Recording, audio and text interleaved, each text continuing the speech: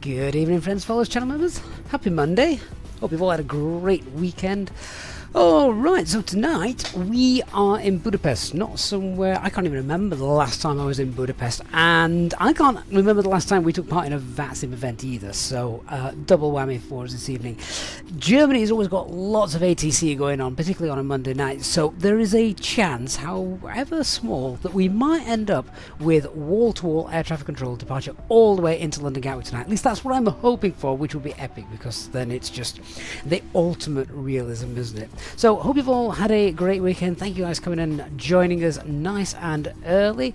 So, welcome on board, everyone, and especially to our channel members. Hey, Barney, DC, J-Hog, Organ's here as well. J-Hog, the record holder, has arrived. How many times have you had to reinstall Microsoft Flight Simulator now, J-Hog? We must be into almost triple figures. But yeah, welcome everyone for joining us. Pete, did I get a jolly to the Grand Canyon? No.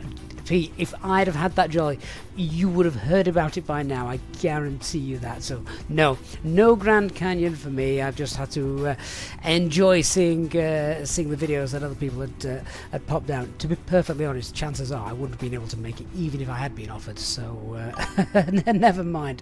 And welcome as well if you are watching on Twitch. And Sasha says, how do you see my aircraft? Oh, I'm on the VATSIM network, so I don't fly on on any of the Microsoft servers. So yeah, that's probably why you can't see us. Okay, decent length flight tonight. Couple of hours as we head over to London Gatwick. The UK weather has been atrocious this week. It's just been a complete washout. I bet no cricket anywhere in the UK has been played this last 24 hours or so. So we are. Hang on, where's my operational flight plan gone? Let me bring that up. And yeah, there we are. Lulu's in as well. Hey Lulu, Barneax Rex Atmos releases this week. Yeah, we'll have a look at that as well as it comes.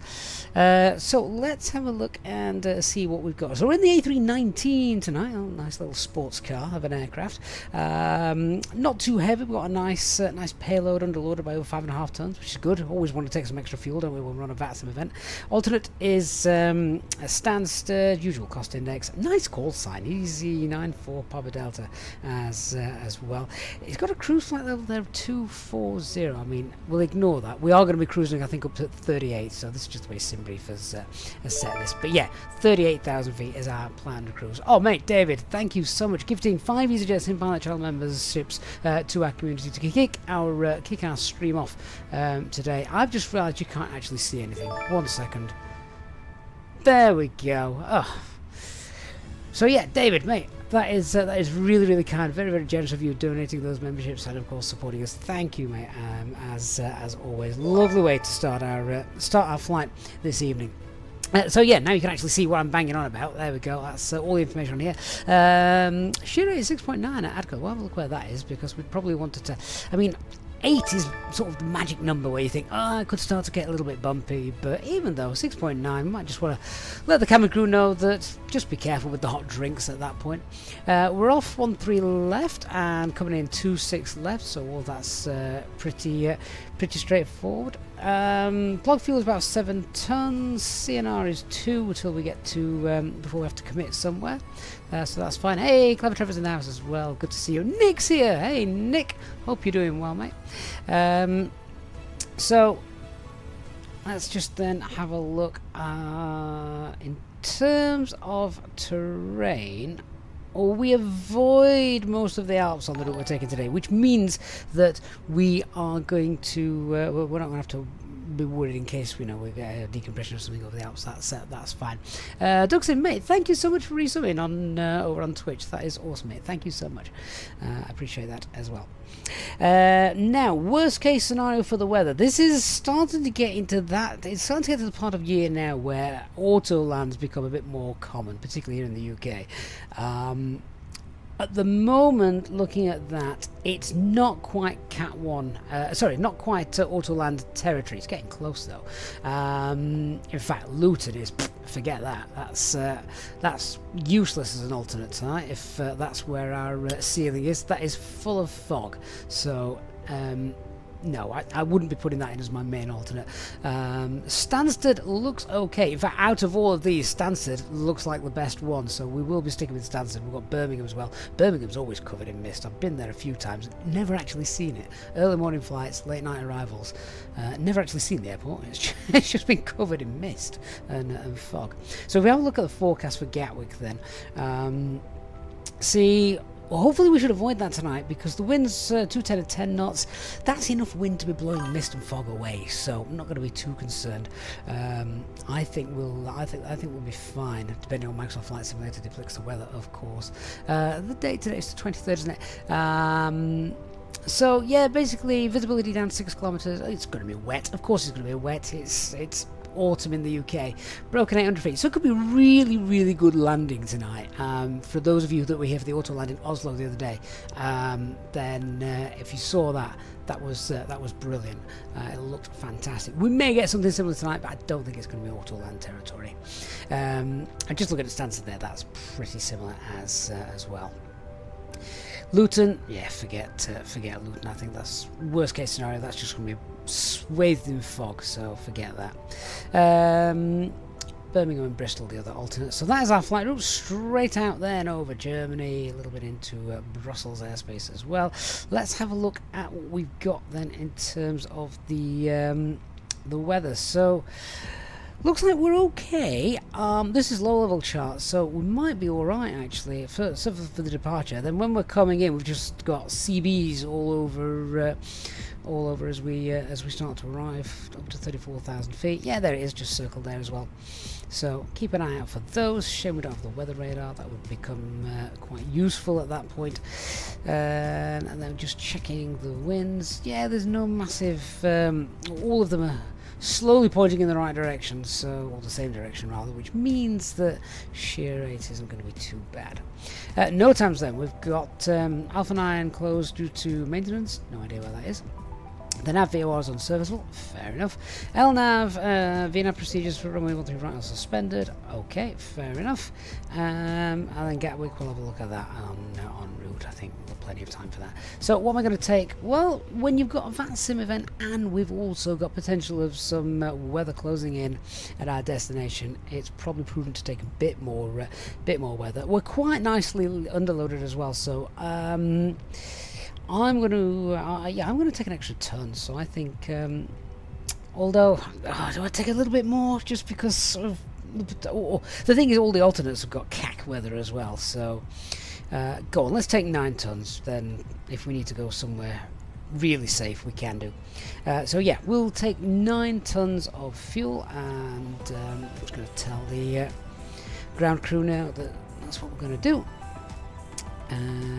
Just bear with me 1 second. Hopefully GSX will spring to life as normal. Looking to push back a little bit in about half an hour or so. Depends how busy it is, of course, though.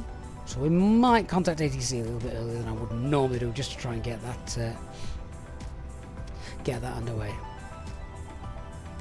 So we've got 117 117 passengers planned. I'm not sure if GSX is working tonight. Are you working? Catering service requested. Oh, it is working. Right, okay. I need to update GSX, clearly. Fair enough. Okay, well, close that and we'll just let it do its thing. Right, so let's do let's just do our usual stuff then. Check that the aircraft has been left in its correct state. So yeah, pumps are off, work cell power packs are off, APU is not running, ground control, that's fine. And come down here and check. We've got the spoilers, flaps, parking brake, they're all where they should be. Yeah, fine. Transponder, we should be squawking 2000. We'll grab the ATIS in a moment. Accuracy is not yet in the green. And let's let's grab the ATIS. We'll have a listen. That information is found on 13238.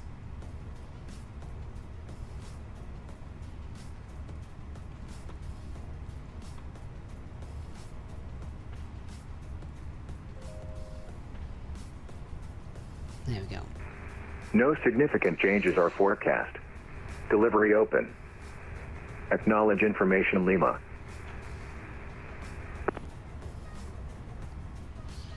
Budapest information Lima. Tom 1700 Zulu. Runway direction 13. Expect ILS approach runway 13 right. Departure runway 13 left. Sounds good. Squawk mode Charlie mandatory when moving on ground. Transition level 120. Wind 090 degrees 4 knots. Cav OK. Temperature 19. 2.9. QNH 1013 hectopascals. No significant changes are forecast. Delivery open. Acknowledge it. Awesome. So, yeah, 1013, that's fine. Just check we're monitoring guard frequency. So, yeah, our audio control panel is all set up how we want it to be. Let's run down here, just turn that up a little bit. Get darks very quick, very soon. Switching panel, that's fine. Thrust leader, engine mass selection there, all okay. 1013 up here, get the constraints on. I have no idea what the initial climb at is here. I couldn't find it on the chart either when I was having a quick look. Refueling is now underway. We've got a company message as well, so let's just check that out. AOC, receive messages, so these are just our load sheets, aren't they? Let's just accept those. And whilst I'm here, we'll just quickly jot down then. Zero fuel weight is 53. And does that match up with our OFP? And yes, it does. So 53 is our fuel weight, and we've got a zero fuel weight CFG of 29. Bang on, and takeoff is 27.1. Okay, yeah, let's contact delivery now, just in case there's a bit of a delay. So 13454. We'll get our request in nice and early. Off the ground simulation, mate. Thank you for the follow on Twitch. Hope you're having a good time.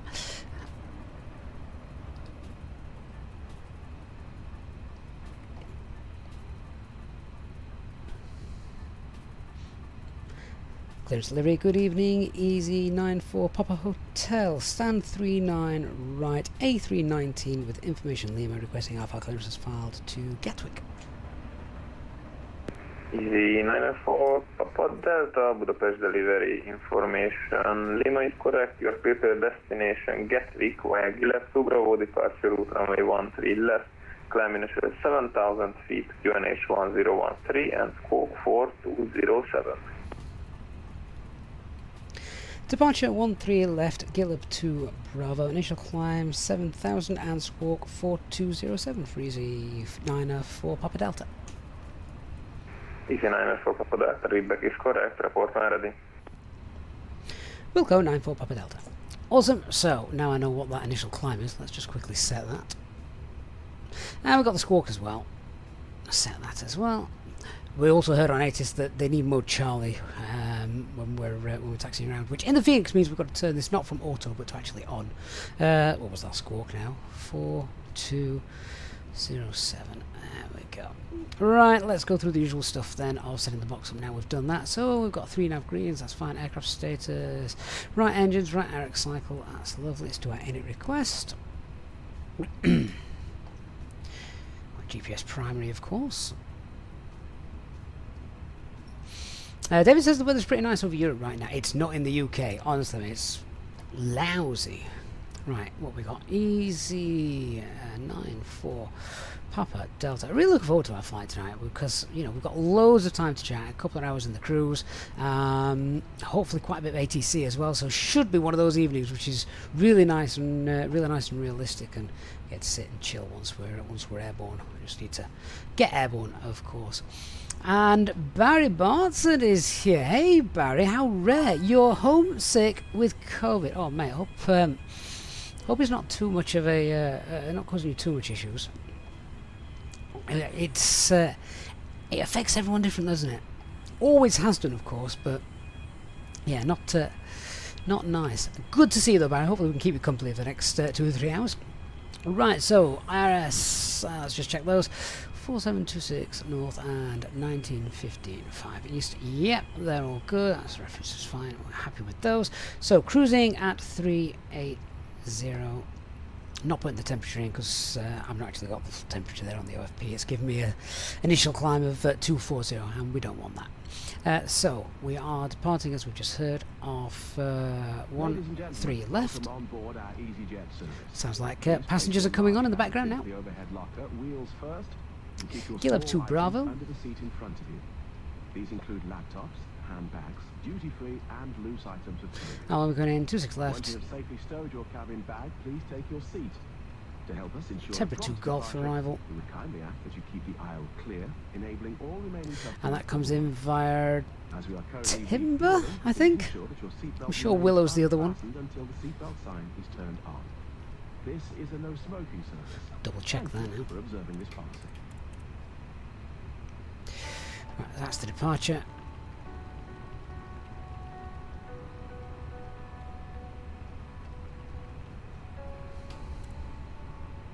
Yeah, there we go. That's fine. Set that back now to arc and 20 for the departure. Alright, so we've got 845 and I've got 843. Perfect. No rad nav needs filling in for here. Alright, on to our init B page then. So our zero fuel weight, as we saw, is 53.0 and the CFG is 29. Bang on. Which is rare. Alternate fuel, what's that? It is, let's call that 1.1 tons there, so give a little bit extra. We're taking some extra anyway, so that's fine. If LVPs are in place, everything's going to be a little longer than normal. We'll do our fuel planning.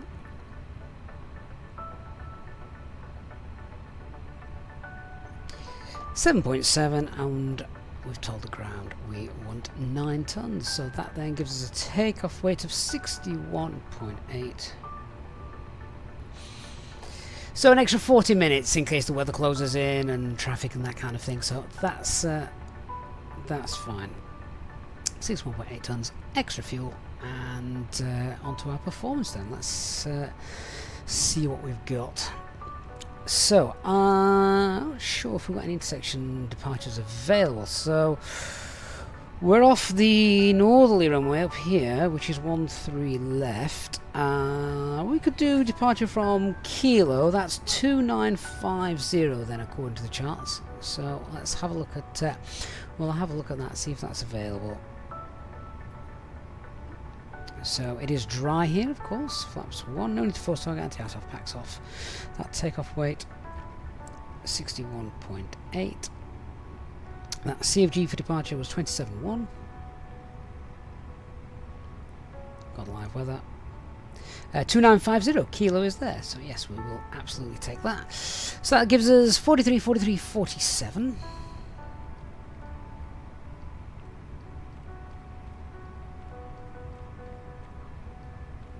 Transition altitude is 10,000 feet here. It's flaps 1 for our departure, and our flex is 68.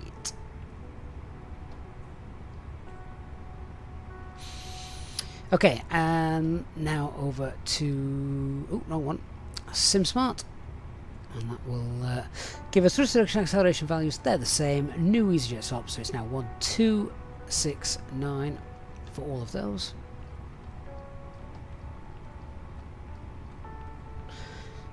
So, NADP 2 departure. That's all done. Second flight plan, copy the active, and then the engine out procedure is standard 200 feet left turn to Tango Papa Sierra, hold at 246.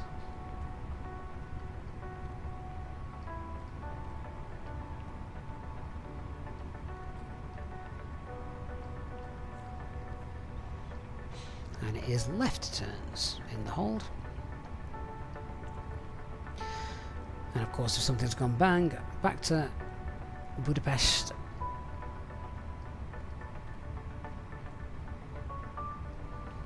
And they're using 13 right for their arrivals, aren't they? No start. No veers. We'll get vectored from ATC as they're online. Angus, do we enter the data manual just for realism? Yeah, Exactly. I mean, you could cheat. You could just press the button on the tablet, but it's not realistic to do that. You can't do that in real life, and you know, as we kind of do with the whole channel, is try and do everything as realistically as possible. Right. So that's it. The box is all sorted, and we're done. Board our Easyjet service. Please place your large bags into the overhead locker, wheels first, and keep your small items under the seat in front of you. These include laptops, handbags, duty-free, and loose items of clothing. So slight notification. If we stowed your cabin bag, please take your seat. Estimate of block time is about 14 minutes. I think, looking at that. Hopefully that will be correct. So let's brief and then we'll get going. Find the charts. Thank you for observing this policy. Alright, so we're parked, we're basically parked down here. This is stand 39, right? So we're going to push back, facing north. In fact, they might push us back straight. I'm not entirely sure how much room we've got here. I'll have a look at that in a moment. So then we are going to taxi, I would imagine, well, yeah, whatever they tell us. Could be a hotel, then Sierra. Or in fact, we might just get pushed on, then we go straight all the way to Romeo, and then up on Alpha to Kilo. We will tell them we can take Kilo just because it's a short taxi, so we're not going to be doing single engine taxi. Let me just have a look, because I don't know Budapest that well. Let me just have a look at the parking stands and just see how much room we've actually got here. So they might actually have to push us all the way back, I think, towards hotel, because I don't think they can push us back and can't push us back and face us northwest, can they? Well, probably knowing GSX, will probably whack me straight into the terminal building, and that'd be no good. Yeah, so I'm expecting then a taxi on to Hotel Romeo Lima Alpha. Let's see what happens. So that's pretty straightforward. Biggest threat there is the tug driver. Let's have a look at the departure then. So straight out, 13 Lima, then 701. There's a max speed restriction there of 230 knots. If we have a quick check in the box, just see what the characteristic speeds are. I can pre-select clean speed, which is fine. So that's 209. So basically, then, as we get going, once we have passed 701, push for managed speed to accelerate away. And yeah, first turn will be to our right. MSAA as we depart is 36, and our initial climb then is 7,000. Transition altitude is 10,000 feet. Yeah, so that actually, for an area I'm not too familiar with, it looks pretty straightforward. That should be okay. Let me get the APU all started, and then we're done. Clever, how do you command open the doors in the aircraft in real life? Oh, I mean, that's what the cabin crew are for. The pilots aren't too bothered about that. They can obviously see down here what is and what isn't opened. But yeah, that's cabin crew take care of that. Cabin crew, boarding is now complete. And as if Any by remaining magic, ground crew, please leave the aircraft. they've just arrived. I forgot to install any scenery for this airport tonight, in case you can't tell, which probably isn't going to help with our pushback actually, but there we go. Right, so APU is started.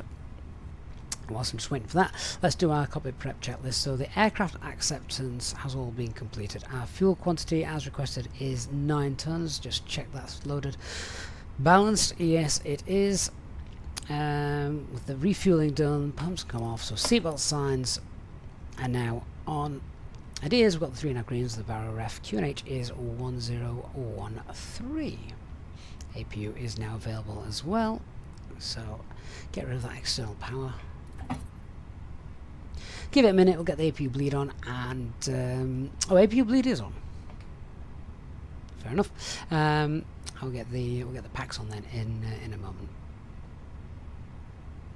Clever, so the EFB is an immersion killer. Yeah, it is if you use it to open the doors and things like that. Yeah. Right.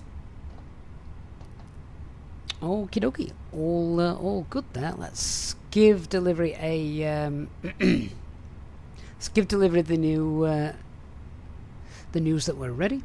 Tony thought we'd have the new EasyJet boarding music. The problem is you've got to be very careful, Tony, with copyrights, mainly because YouTube will silence you, basically. So that's why we don't want that, obviously.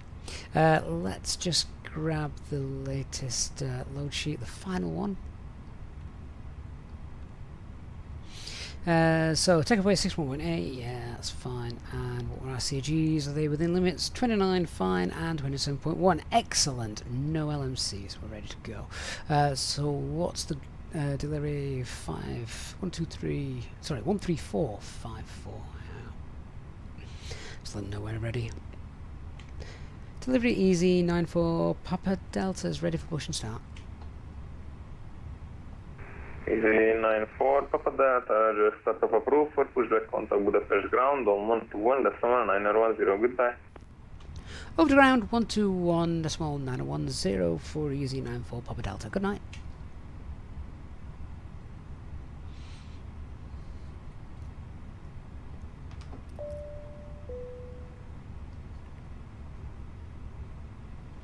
Right, Budapest ground, make sure we're tuned 121.911.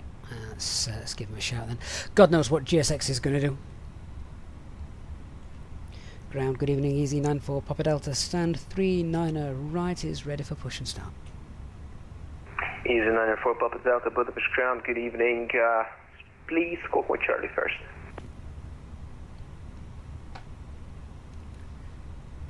Roger, easy 94 Papa Delta, should be squawking mode for Charlie for you now. I can see your thing now, easy 94 Papa Delta, start up and pushback approved, facing exit point, Hotel 1. Push and start approved, facing exit point, Hotel 1, easy 94 Papa Delta. Right, we're going to find Hotel 1 then, aren't we? So, beacon light is on, and I get transponders all sorted as well. Alright, where on earth is Hotel 1?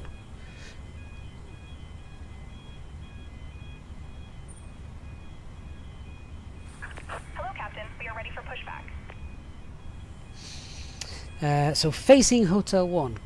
God knows how GSX is going to sort this out. Let's have a look. Oh God, we're just going to have to pray.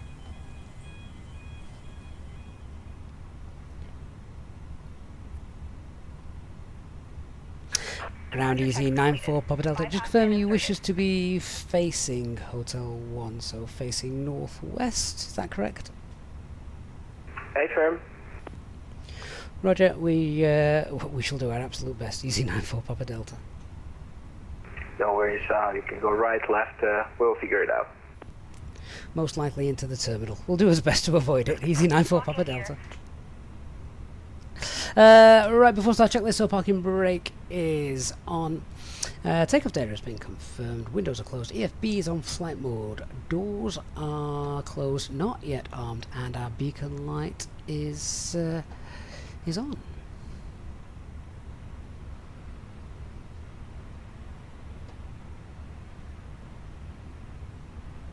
Noticeable stream is disconnected.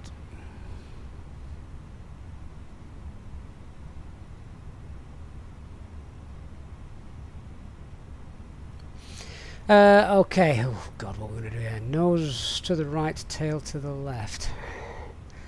Do you know what I'm thinking? What we might do? We might do a straight push. Let's have a quick look. Yeah, that's what I'm going to do. I'm going to do a straight pushback, manual stop, and then we'll spin it round ourselves. Release parking brakes, please. And parking brakes released. Commencing push. All engines clear. Start at will. Speed at which the autopilot can be engaged. Right, one more thing to add to that. Good answer, Clever. It's 5 seconds after rotation as well. 5 seconds after liftoff. Don't forget that bit. Right, engine mode selection to ignition. Check on the overhead, and APU bleed is on. Starting engine 1.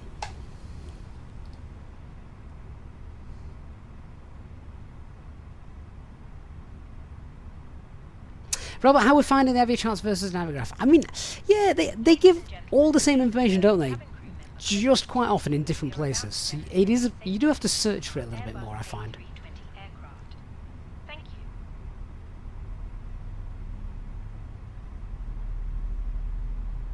Ladies and gentlemen, we now ask for your attention while we take you through the safety procedures on this aircraft. A safety card is in your seat pocket showing life jackets and brace position. Here, brace, brace.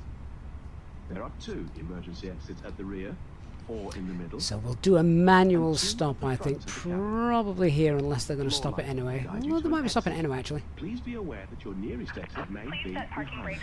That will do. Parking brake set. Emergency, leave all Unlocking cabin gear. baggage on board. Your seatbelt is fastened. So just in engine 1 is available, starting engine 2, because we're not doing single engine taxi. It must be fastened when the seatbelt signs are on. Turn that and we down. recommend that you keep it fastened at all times. If the air supply fails, Don't need to listen to the safety briefing. I think we've heard it enough now, haven't we? warn you to start the oxygen. Put the mask over your nose and mouth. Hold in place with the strap. Pull on each side to adjust. Put on your own mask before helping others. Didn't go into detail with the emergency brief, so while I'm just waiting for the engine 2 start and the ground crew, we're getting pushed back by Wizz Air. Tow truck Yeah, obviously if we've lost, it's a standard engine out procedure, so if something goes wrong after V1 we rotated, I will pull the heading bug, we'll level off, we'll clean up, and then once that's all done we'll push the accelerator away. Once we're above 2,000 feet, it is a turn to our holding point. Your tray table must now be stowed, armrest down, window blinds open, and seatbelt fastened. Tug's out the way, ground crew's out the way.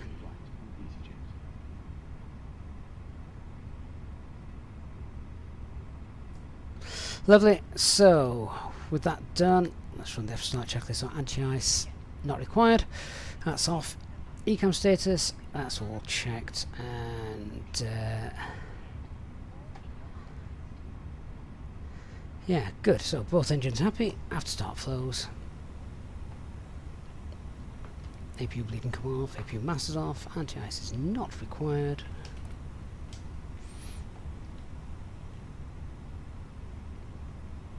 Trim is set. Yeah, let's run that start checklist again, doing that completely in the wrong sequence. So now the anti-ice is off, ecam status is checked, pitch trim is 27.1 and the rudder is neutral. Good, good. Do a flight control check while we're stationary then. I don't know the airport too well and it's not a massively long taxi either, so don't want to be getting lost as we go. So full left, full right, neutral, full up, full down, neutral, and set to the rudder, full right, full left, and neutral. Right, let's see where they want us to taxi then.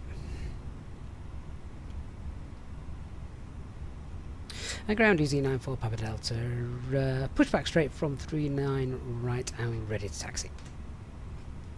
Easy 94 Papa Delta, roger, I can see on my radar screen. If you can make a right turn, please taxi via Hotel 1 Alpha to holding point Kilo, runway 13 left.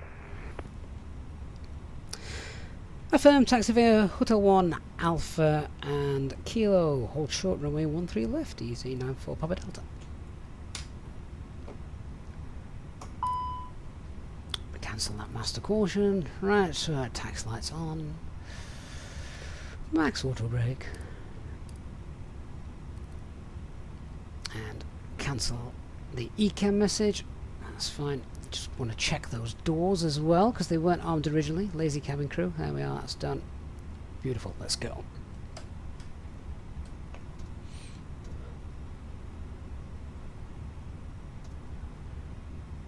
Rob, yeah, we'll chat about that in cruise if you wish.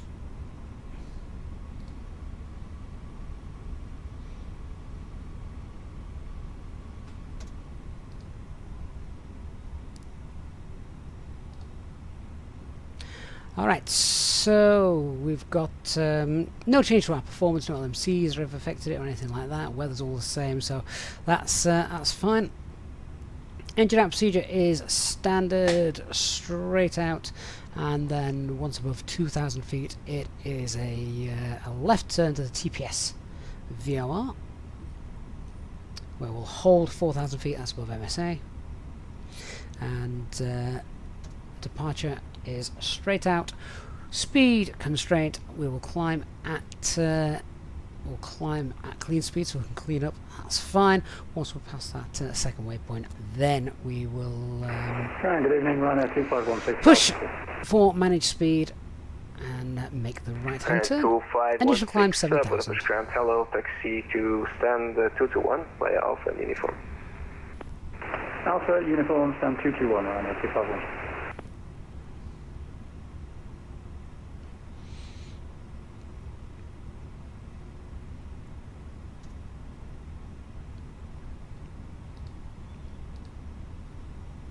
So got aircraft coming there, nothing to the right of us, we're going to the right.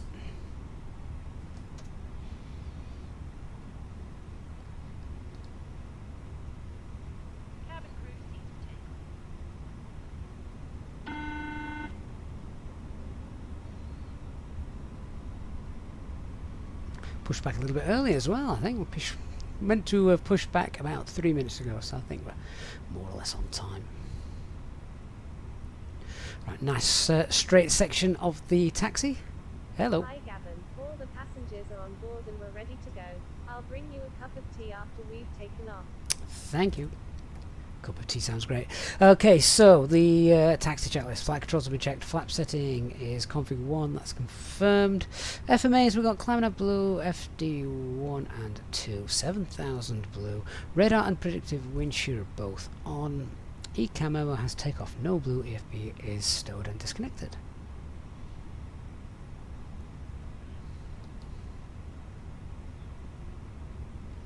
St. Malo, is it hard to play on VATSIM? That's an interesting question. I think, is it hard to play on VATSIM? No, not at all. But the one thing you'll find, particularly when you're first starting, I think, is the nerves. You're suddenly no longer on your own. You're in a world where everybody can hear you. So I think that's probably the hardest thing, the nerves that you might get. Easyjet for Papa Delta, 1 short of kilo, runway 13 left, and contact tower 118 at 211. Have a nice flight, bye bye. Hold short kilo, runway 13 left, and over to tower now for Easyjet for Papa Delta. Good night. Bye.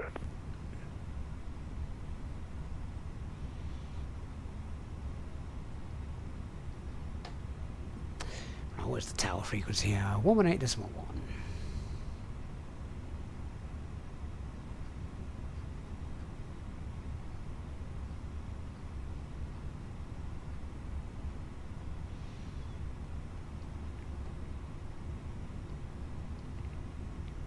Tower, good evening, Easy94, Papa Delta, holding short of kilo for 13 left. Easy9 for Papa Delta, Budapest Tower, hello. Via kilo runway 13 left, clear for takeoff, wind calm. Via kilo, runway 13 left, cleared for takeoff, Easy94, Papa Delta. Lovely, alright, so let's get all our lights on, we want TCAS turned on, we want the packs off.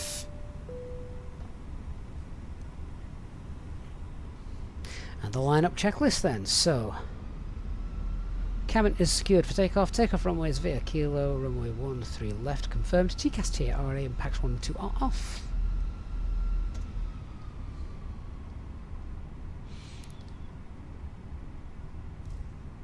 So if it's okay with everybody, we'll do a rolling takeoff, I think.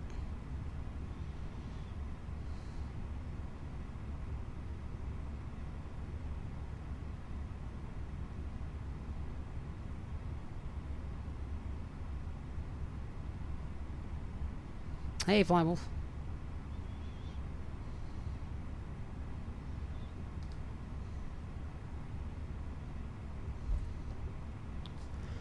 Okay, so with that, happy takeoff. Start the chrono.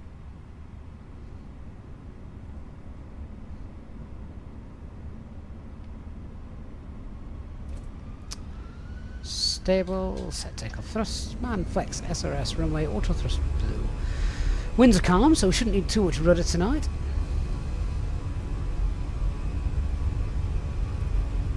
Nice nice long runway. 100 knots.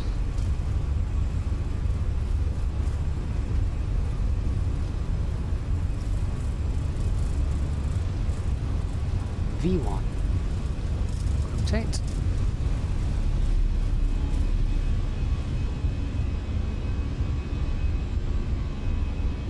Positive climb, gears up.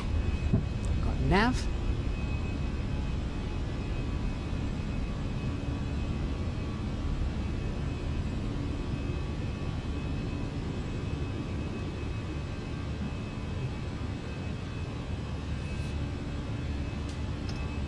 Thrust climb. Auto thrust is in.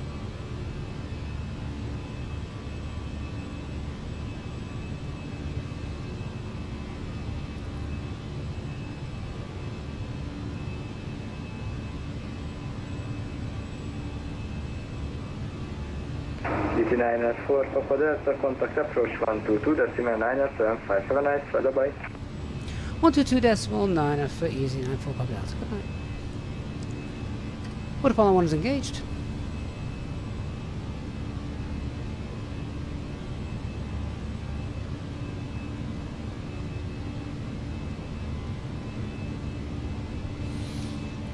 Flap 0 spoilers disarmed. Budapest approach, good evening, easy 94 Papa Delta passing 3,200 for 7,000 Gileb to Bravo. Easy 904 Papa Delta Budapest approach, hello, identified, climb flight level 180. Climb flight level 180, easy 94 Papa Delta. Okay, open climb and 180 blue, standard pressure.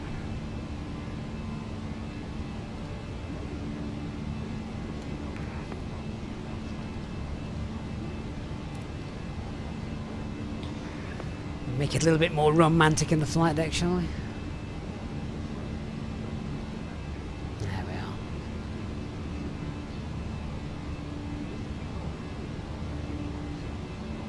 Okay, we've passed that constraint now, so push for managed speed. We'll just start to accelerate a little bit.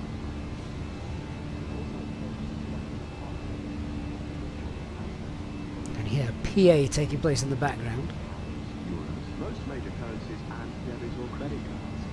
The correct exchange would be greatly appreciated. And if we could be of any further assistance, then just ask us as we join you in the cabin shortly. Alright, so as we climb out now, we're at 7,000, so let's check. We've got our spoilers are up, the flaps are up, landing gear is up. We can now get all the lights off. That's done. Seatbelts can come off once we're above 10,000 feet. Cabin crew is released, so they can start going about their business, preparing their bottles of champagne for everybody. How much would that cost an Easyjet? No idea. Guessing it's not cheap. Papa Delta, proceed on direct backlog, climb flight level 320.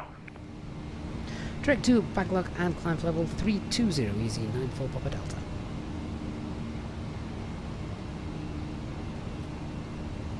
Okay, and open climb still 320 blue and direct to backlog, wherever that is.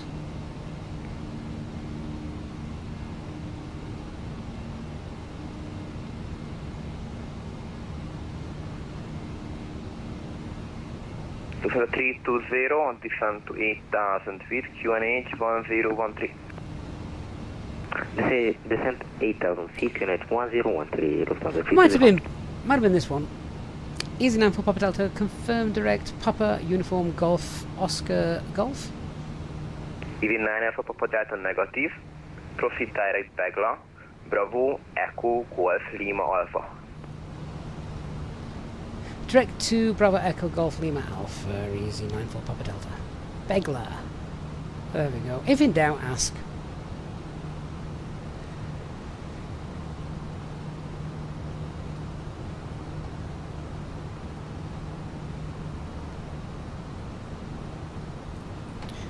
Seatbelt signs. Come off. I think that is one of the things as well. if you are flying on VATSIM for the first time, don't be scared to ask. I fly on VATSIM all the time, and as you've just seen, there's times you'll have no idea where they want you to go, so always worth asking. Right, we're in the climb now, we're above 10,000 feet, we've got airports on the EFIS. Let's go to our RadNav page. That we didn't need to clear that out actually.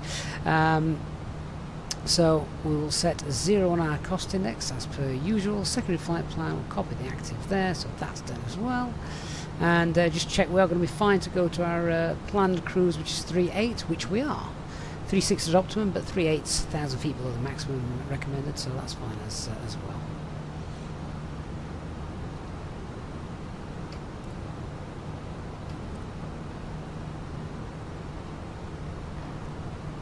well. Awesome. Well, that's it. We're now on our way. Papa Delta, contact Budapest Radar on 120.375. Have a safe flight. Bye bye. Over to 120.375. Easy 94 Papa Delta. Good night.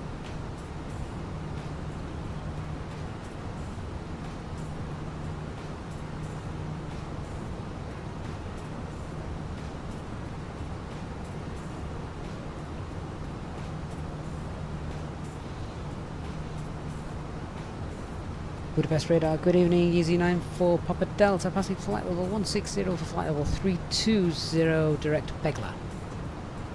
Easy 94 Papa Delta, Budapest Radar, contact. Barry, that's correct, yes, it's just the SOPs for the airline to set it to cost index of 0. Don't know any other airline that does that. Lufthansa 820 Charlie, proceed direct to Gatwick.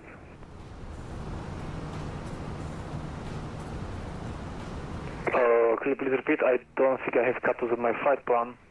Charlie B39, good evening. Charlie, expect ILS approach runway 13 right and proceed direct to Gatwick. It's on the Keza to Tango arrival. Keza to Tango arrival and going direct to Gatwick 820 Charlie. So when I first spawned in, Budapest was a very, very busy airport. Oh, that's a great view of the city down there, actually.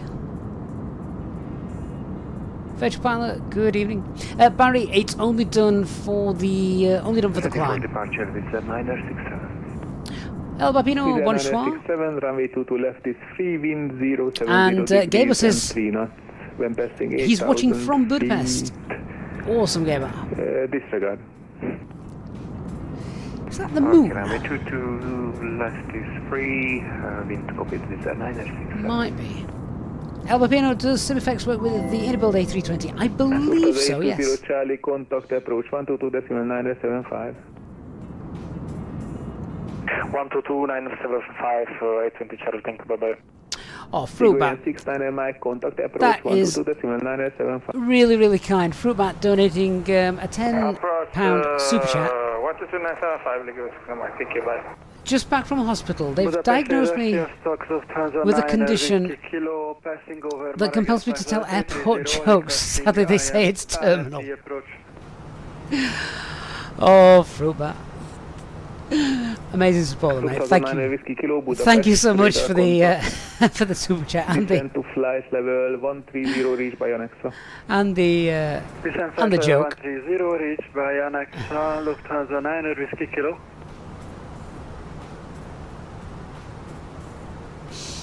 Foxfly say BA also set 0 as well. Do they? Approach 122.975. Bye bye. Did not know that.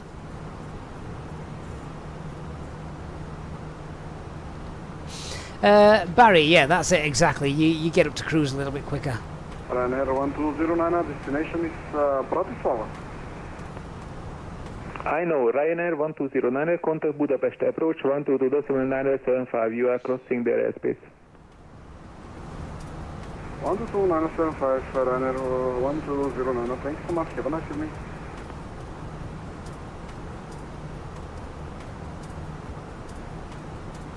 So our planned arrival into Gatwick, which I'm sure will be busy, is in about 1 hour 50 minutes. So local time we'll be getting in there about 10 to 10, I think. Eurowings 8956, no further ATC monitor, Unicom. Unicom, bye-bye. KLM 90764, contact Bucharest 122.9, correction, 122.030, sorry.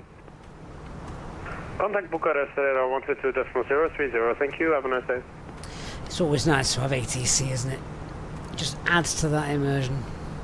Hey Glenn, good evening to you. Easy 904 Papa Delta, what is your requested flight level? Easy 94 Papa Delta, requesting tonight flight level 380. Roger.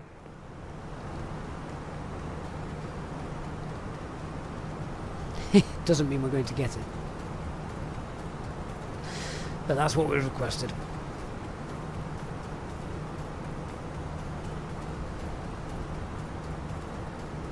What Ian, the real aircraft when doing LNAV approach, is the aircraft supposed to descend with final approach or just LNAV? So if you're just using LNAV, which you would use, let's see, well, you'd use that Mavi 873, no further on an RMP approach bye-bye. when, for example, it's very, very cold. So you're not allowed to descend using final approach Mavi mode. 873, no further So then you would then be using it with track FBA mode. Easy 904 Papa Delta, recycle squawk 4256. Squawk 4256 for Easy 904 Papa Delta.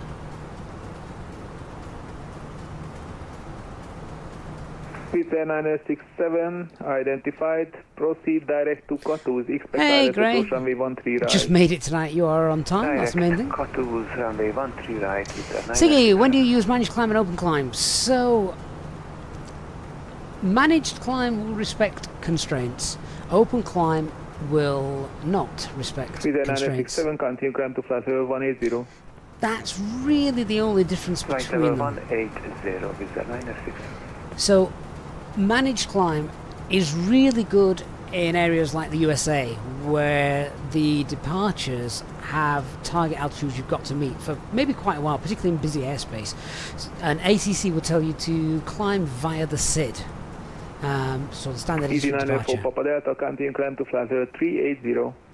Continue climb, flight level 380, Easy 94 Papa Delta. And 380 blue. So we're in open climb at the minute. There's no constraints anyway. So if I actually pop that into managed climb now for you, so there you see, it actually makes zero difference because there's no constraints on our route anymore. You know, we're 30,000 feet almost. So yeah, it doesn't really matter. For instance, if you're departing out somewhere like London Gatwick, where the initial climb might be 4,000 feet, if air traffic control then tell you to climb to 10,000 feet, you'd put that into open climb because otherwise it's going to stop at 4,000 feet until you pass the constraint. So I hope that makes a little bit of sense.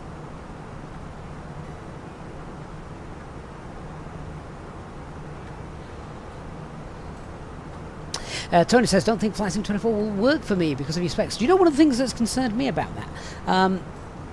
They recommend 50 megabytes a second download speed, don't they?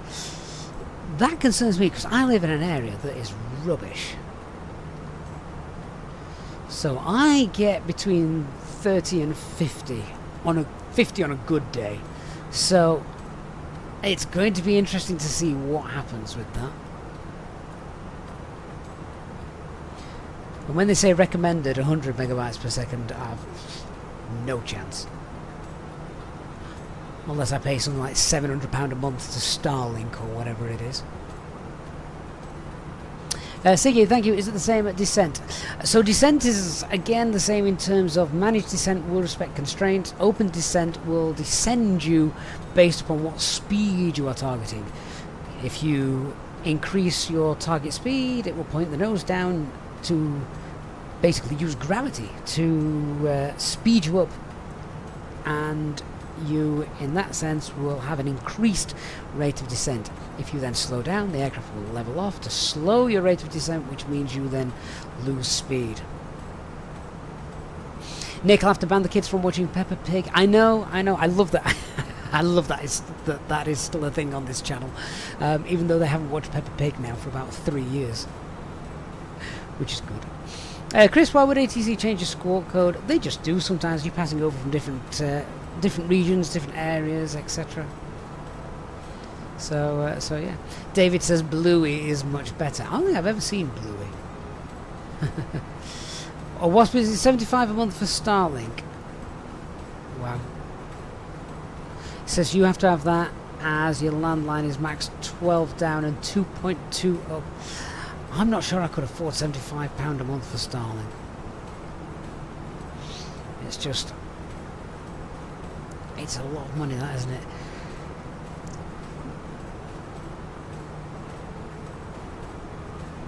Budapest, good evening, liner 2695, FSLTL inbound Parak. Rennet 2695, Budapest radar contact. Oh, why have I got this open? Close that. Didn't realise this GSX was open in the background.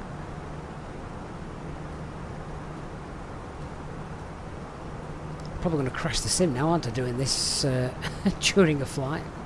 Go away. How often do you watch Bluey then, David?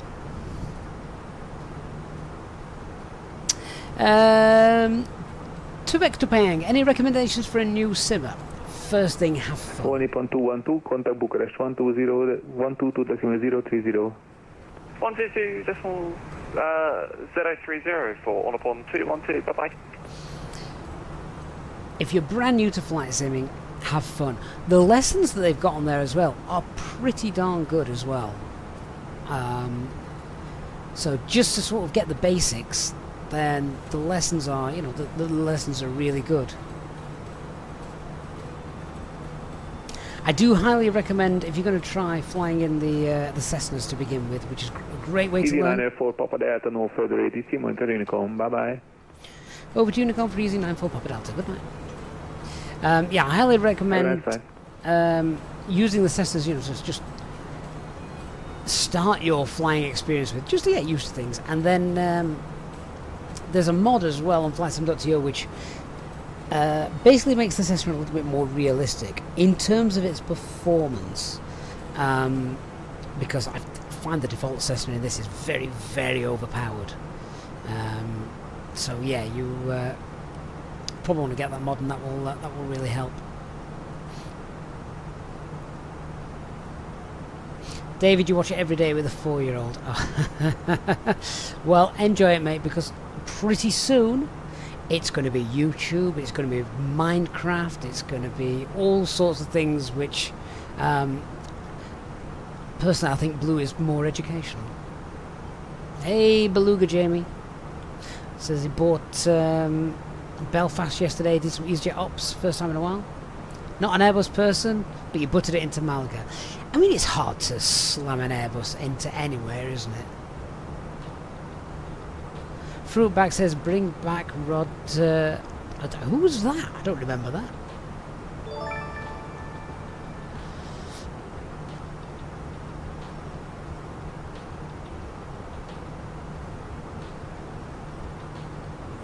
Christian celebrating 43 months of channel membership says, how is the GoFundMe for the Cessna going? I mean, Cessnas, they're cheaper than some cars, aren't they? Particularly if you can get, you know, a 152. They don't make those anymore.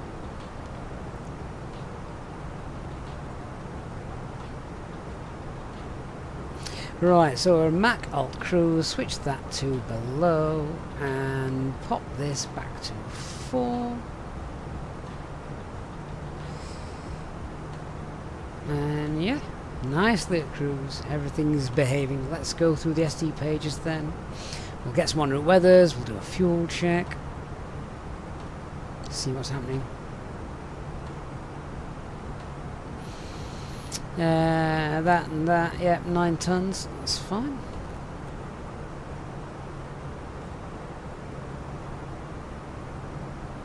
$23 degrees in the aircraft, that'll be okay.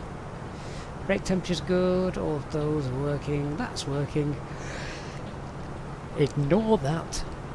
And on the overhead, There's not a single light on. Beautiful. Lulu says, Lulu says 50% of my A320 landings require a pavement inspection afterwards. The other 50% were floating forever. The thing is, Lulu, you were at a disadvantage. One, you flew the 777, which by your own admission was just one of the easiest aircraft to land ever. And two, you are so used to your peripheral vision and flying through your backside. You can't do that in the sim. And you've also got a false perspective, because what looks like pointing down, you're actually pointing up. So you really only need to tease that side stick back just a tiny, tiny little bit.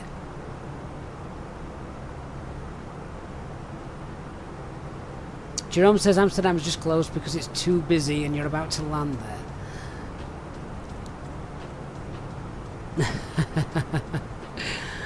Well, that could be fun. I did see the price of that Barry that you're talking about. It was like 230 euros for the... is that the collector's edition of Microsoft Flight Sim? The latest one. Yes, very, very expensive. I am in two minds as to whether to get it or not.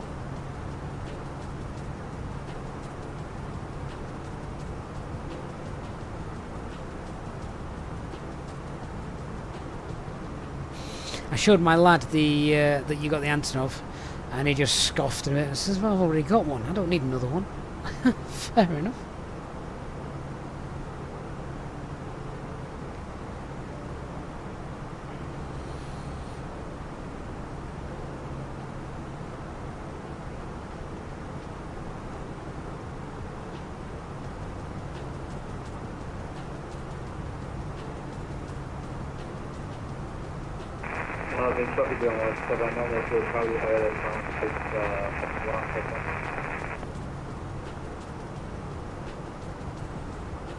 Christian, you want to put out fires with the supertanker, so premium deluxe it is. I mean, that's the thing, isn't it? So when Flight Sim first, I say first came out, that's wrong. When Flight Sim 2020 first came out, I got the, you know, the extended edition, the premium deluxe edition, that's it. I got that because of all the extra airports, handcrafted and all that lot. But at that point, I had absolutely no idea just how big mods and the marketplace and freeware add-ons were going to be for it. Bearing in mind that I come from a time when we had Flight Sim 95, 98, 2000. Mods didn't exist for these. FSX came out, and then, you know, over time with the maturity of the internet and downloads, things came out for FSX. But most of it was still payware. The amount of freeware mods, or good quality freeware mods, didn't exist. So I didn't forecast the kind of marketplace and FlightSim.to kind of thing happening when I got the premium advanced version. So it's difficult to decide. I haven't decided which one I want to get yet, because I like commercial aviation. That is my forte. Commercial aviation is what I love. Is what as well what we do here on the channel, that kind of stuff. And given that I believe 95% of all mods for Flight Sim 2020 should transfer across to 2024, if not, it'll be, you know, business suicide for Microsoft. Then, yeah, we've almost got everything that we want already in 2020. And hopefully it's just going to be improved in 2024. So I don't know. It'll be interesting to see what other people think as well. As long as I've got the Fenix aircraft, I'm happy. Even the PMDG 777, which I do have a soft spot for, I'll be happy with that as well. All of our aircraft, of course. Not aircraft, sorry, our airports, scenery. Yeah. Hey doors to manual, did we update the Fenix today? Yes, I did. Have I added a performance increase? I haven't had a decrease, so yeah, I'll take it that way. Right, C is after question which Rob A320 asked a little bit earlier on. What is the difference between ILS, X-ray, Yankee and Zulu approaches? Okay, so it all depends really where you are flying. Now, you will see that X-ray, Yankee and Zulu approaches, some of them look exactly the same. The only things that usually change are either the go-arounds, so the go-arounds are usually based upon different nav aids like VORs or NDBs and things like that. And obviously if one of them is not working, then you can't use that particular go-around procedure because something's broken. So ILS X-ray might be exactly the same when you're coming into land, but the go-around will be different from ILS Yankee or Zulu. Now there are some airports, particularly in Germany, which their approaches are different as well. So ILS X-ray might have approaches from the south, whereas ILS Yankee or Zulu might have approaches from the north or the west, etc. So it is a case of just looking at the charts. If you can't see any difference, the chances are it's the go-around that is different. But if the arrivals are different, it will be pretty obvious. So I hope that helps a little bit.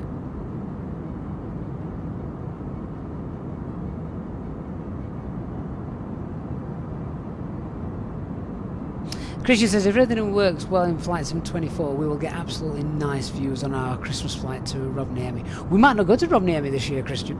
We might go somewhere else.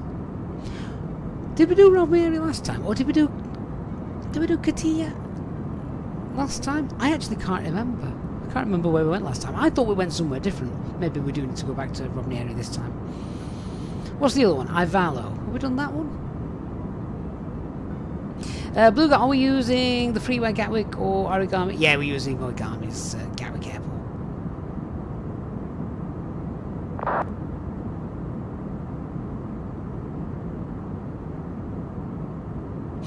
Fly Lewis, what quality do we expect from the inbuilt A330? Ooh. Sorry, A350. A350. No idea.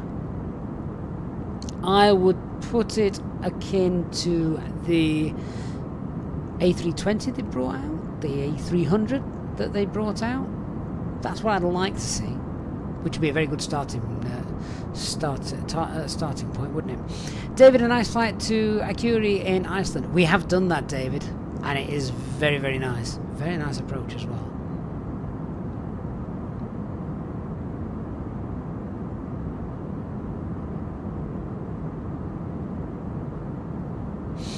Barry says, after all the disappointment we have known in the past, it's strange how they still manage to get our hopes up that this will be a good sim out of the box.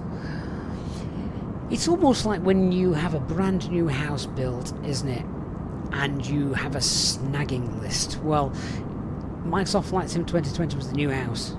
Hopefully 2024 will have the snagging list completed.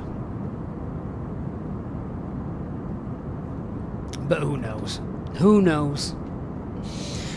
Right, let's just have a quick look where we are and what we're doing. So we're in Austrian airspace at the moment, and looks like we'll be coming into. We've got Munich over there, as you can see, and I'm just having a quick look ahead of us. I think, hopefully, we should have got a bit of ATC coming up, and then it's going to be quite busy.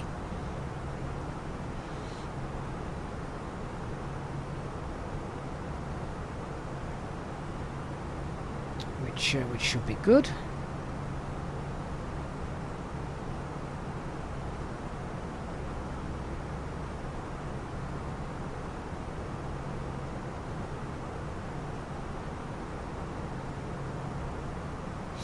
Blue, how close are we to Lowell?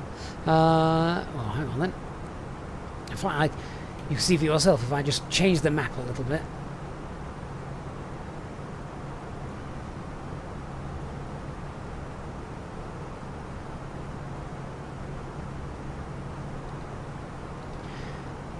There you are. Hopefully that helps. Christian says flying the A225, the Antonov, will be a lot more fun with the wake turbulence. It depends. I don't even know how that works in VATSIM. Does it get transferred across, that kind of stuff? We might have to test that.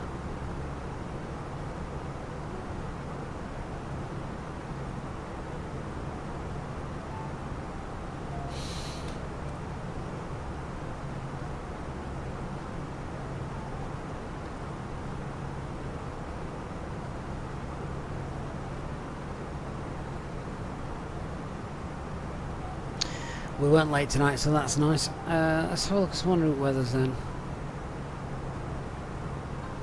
Christian, yeah, that's a good point. It would only work anyway for those on 2024. Will Flight Sim 24 kill off X-Plane? Answer me that question. What do we think? Where's Dan when you need him?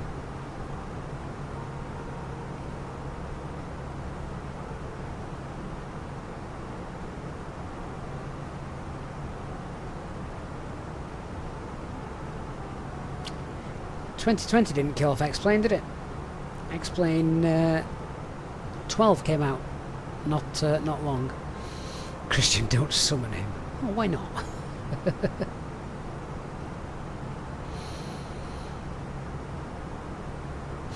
Wasp, with the introduction of hot air balloons in Microsoft Flight Sim 24, do you think we'll see them on stand on Gatwick on VATSIM? They're probably not allowed in their airspace, to be honest.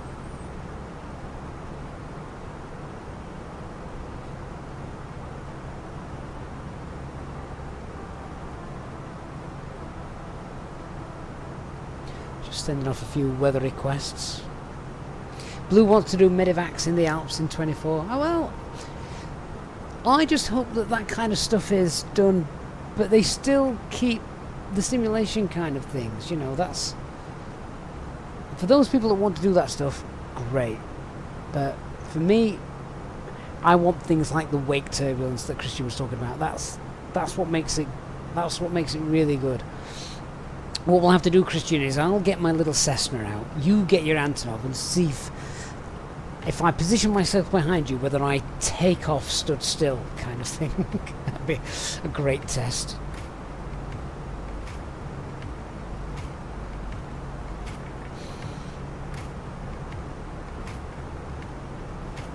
Christian says that's exactly what I want to test. It would be fun, wouldn't it? It would be interesting.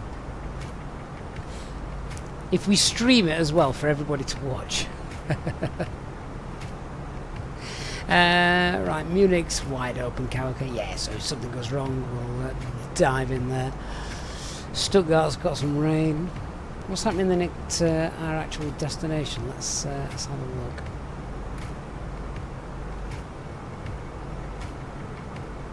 Always busy going into Gatwick, which is fun.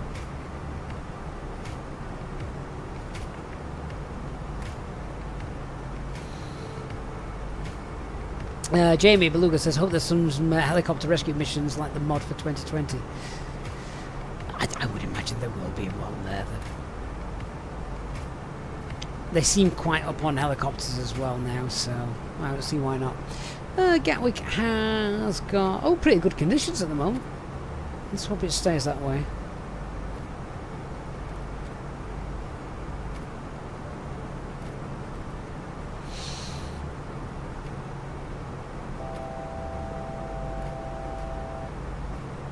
So just set the QNH there, 1003, that's set. So we've obviously got SimFX running. Wouldn't it be nice if we saw a shooting star?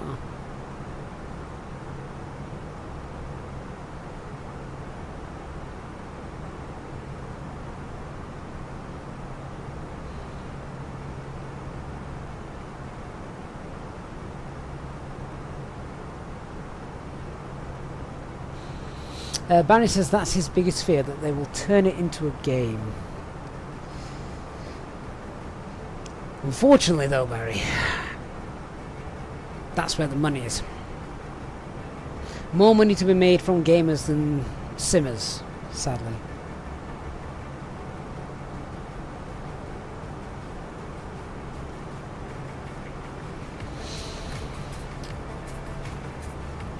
Hey, Fly Designs, where'd you come from? Good evening. You're definitely in time for the landing. We're not going to be landing for another hour and a half. Right. Brexit. Let's do a fuel check. It's not Brexit, of course, it's Dexit, but close enough. So we took 2.2 tons extra fuel.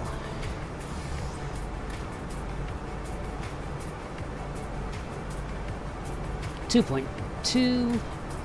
So 4.4 plus 2.2 is 6.6. How much fuel we got? 6.9. Perfect.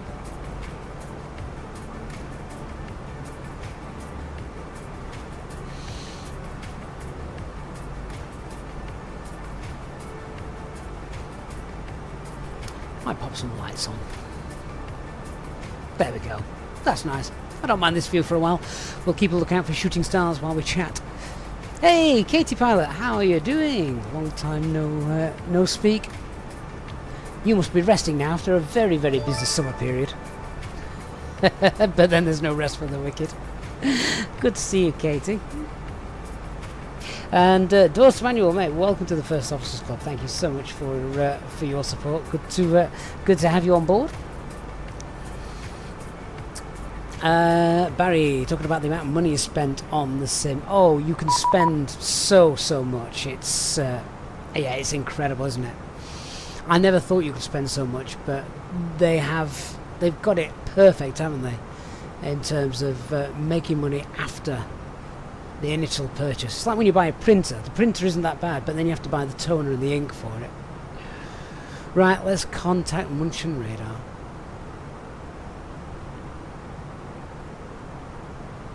Munchen Radar, good evening. Easy 94 Papa Delta, flight level 380. Easy 94 Papa Delta, München, head us identified. Good Abend, Lufthansa Total Uniform, descending 270 on board basic. Oh, Katie, you got a few days off. Excellent. Descent of flight level 200. It's nice to have days off somewhere nice, though, isn't it? Or are you at... you're back home for a bit. In this glorious UK weather.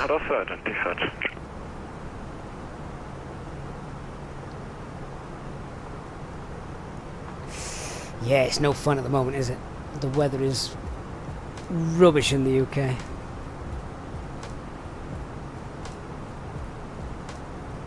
Which is really affecting my flying at the moment.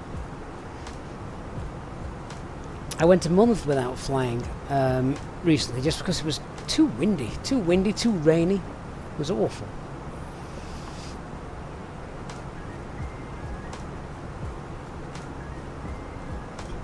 Gray, do I ever get a chance to fly the sim for my own enjoyment, or are all my flights streamed? Most of them are streamed, Gray, but I do practice some stuff occasionally.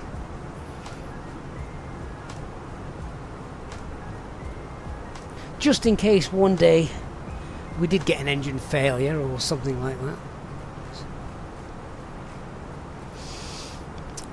Katie, a question from Christian over on YouTube. He says, "Did you make it back from Oktoberfest in one piece?" Something tells me there's a story there that I'm not aware of.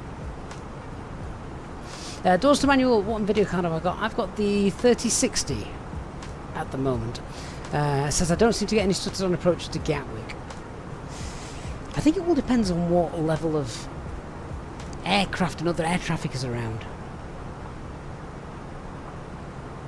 GD says the lake across the road from me doubled in size during the 9.5 hours of rain whilst I was at work. I know, I've seen some pictures. It's awful, isn't it? Christian, so Katie says yes we did though. Went to Amsterdam and back, which was one of the more eventful flights with the weather last night. Yeah, autumn is definitely here.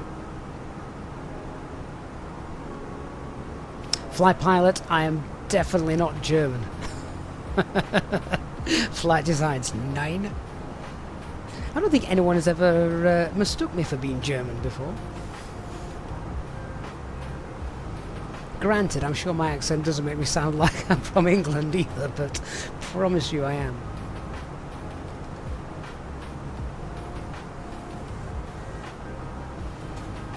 Oh, Katie, question for you. The airline you fly for, when you're in the climb, do you alter your cost index at all, or do you leave it where it is, or whatever your FP has got set?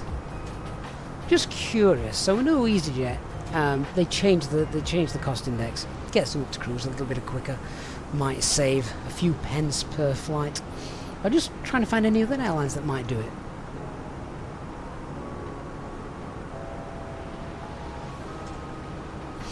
Clever, when I have a moment, can I switch the co-pilot's navigation display to the ILS? Yours is washed out. I can have a go. So what you want in this? Oh, I've actually got to reach over here in real life now. Hang on. Oh yes. I mean, to be fair though, is that not because we've not got an ILS active, which is probably why it's greyed out. So regarding the cost index, Katie says it depends. Usually we just leave it where it is unless you've got reason to change it. In other words, yeah, you're running late. But there's no SOP whereby we routinely change it. Yeah, so that's the difference. So the Orange Airline SOP is you change it. 10,000 feet, you're in the climb, change it. Uniform descent to flight level 170. 70 Lufthansa total uniform. Uniform contact arrival on Bond 8. And obviously, if they're running late, then they will request that they can change it as well, if it's going to save them some money in the long run.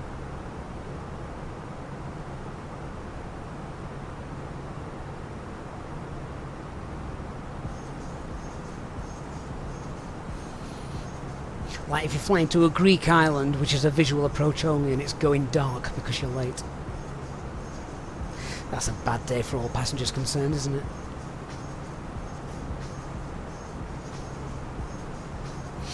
it? Flight Designs has a question. Can turbulence cause an automatic spoiler or flap deployment? It can now. Katie will know this more than me. I think there's now new logic, isn't there? On some of the newer aircraft, some of the newer Airbuses. I don't know if it's auto, but it's certainly some dampening to help. The roll spoilers will operate slightly differently when it's turbulent and in different weather conditions in an attempt to try and smooth things out.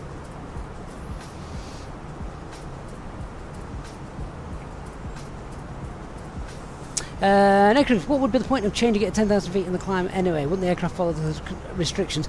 Well, chances are, when you're at 10,000 feet, you haven't got any constraints anyway. Mind you, we're talking about Europe, of course. In America, they have constraints all the way up to 18,000, don't they, if you're climbing via the SID. So, yeah, that probably wouldn't happen in the American Airlines. But here in the UK, your initial climb is only usually something like 4,000 or 5,000 feet. Like today's out of Budapest was 7,000 feet. Above that, you can open climb all your way. There aren't any restrictions. So what it will do is, once you've zeroed the cost index, your speed's a little slower, which means in order to achieve that, you climb a little faster. It gets you up to your cruising altitude a little bit quicker, save some fuel. So you've got a slightly sort of shallower angle of climb. So you steeper angle of climb. So you get up quicker. You get up to the thin air a little quicker. Other times to go cost index 50, if you have a night jet ban at Heathrow to contend with.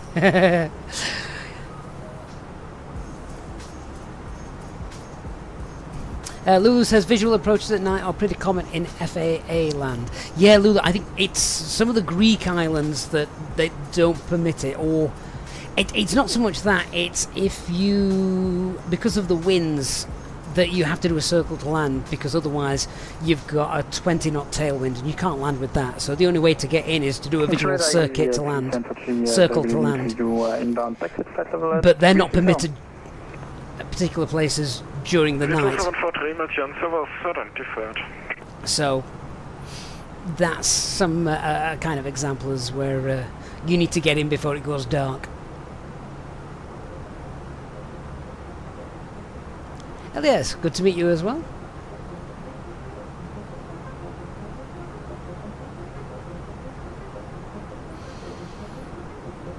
Doors to manual. You need to have a chat with Flight Designs. The reason I say that is because Flight Designs here in the chat built the PC that we're flying with.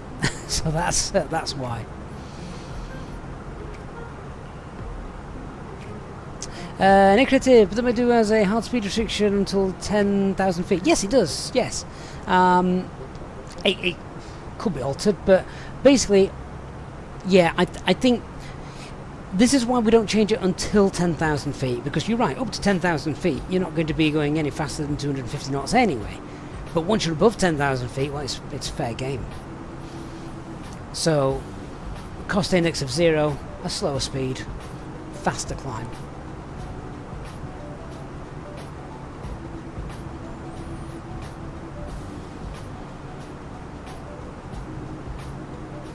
Lulu says, oh, that makes sense. Only ever flown into the major hubs in Europe, so there's a lot of interesting stuff to learn about the other destinations. Yes, try taking your 777 to Skiathos. Let us know how you get on. Kate says she's been negative on this, actually. It's a very odd swap. Why not just set it on the ground and then review it at top of climb? No idea. That's because somebody, a pencil pusher somewhere, has worked out that it can save maybe 30 pence per flight. And when you add that up over the course of the year, it's the equivalent of a cabin crew member's salary. I don't know, I'm making that up, by the way. But yeah, that's the logic behind it.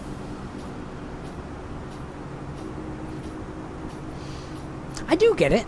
I do see that once you're above 10,000 feet, if you zero the cost index, it targets a slightly slower speed, which means you get a quicker rate of climb. So essentially, you get to altitude a little bit quicker.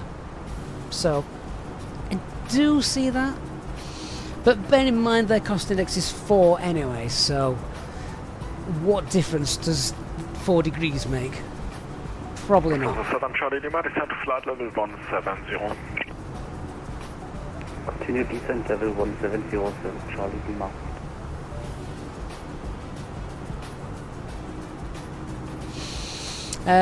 Katie will do 250 to 10,000 anyway, regardless of what you've got on the ground. So why not just set? Oh, so you mean basically just set it to 0 on the ground, and then once you're at cruise, set it to the actual cost. Yeah, I see what you're saying. Yeah. I can't give you a reason. Somebody somewhere will be able to, but not me. I just do as I'm told. Fruitbat said it sounds like a finance director. That's what it's all about. Money. Also 7 Charlie Lima, contact arrival on 128 decimal 030, goodbye. 128 030, 7 Charlie Lima, danke, ciao.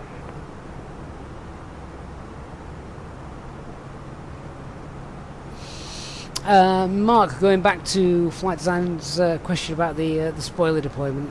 Outer aileron upward float for wing load elevation. Yeah, that's something quite new, isn't it, Mark? That we that we just mentioned. I forgot where I read that now. Some document or other.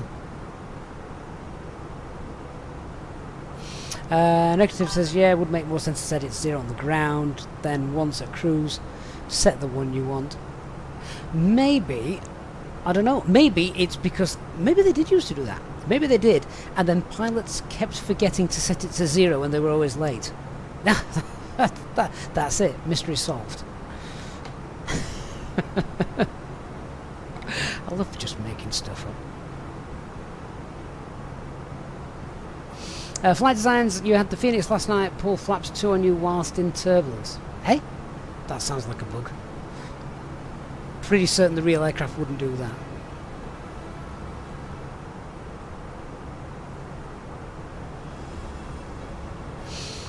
Lulu, 1,570 metres landing distance available at Scathers. You'd get your 777 in, but getting back out might be tricky. You might just have to remove the seats. And everything else. And not much fuel.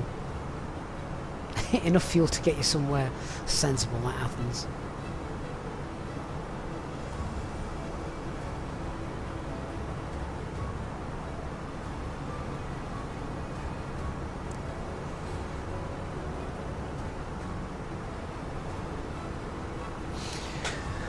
Right, so how are we doing? About an hour to go. We should be on the final approach or so. Just quick check in the box, see if that guesstimate is correct. Yeah, not far off. Not far off.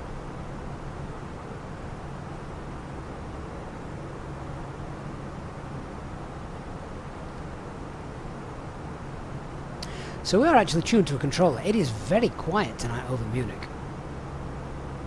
So we've got Munich just over there somewhere, I think. A bit of cloud cover, so we can't actually see it. Also via 163 contact mention 133, that's a 565. Goodbye.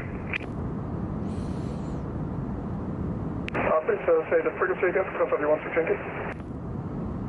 133, 565. 133, 565, because of the 163, thank you. Wonder if we will be able to fly on VATSIM right from day one on with Flight Sim 2024. Remember when 2020 came out?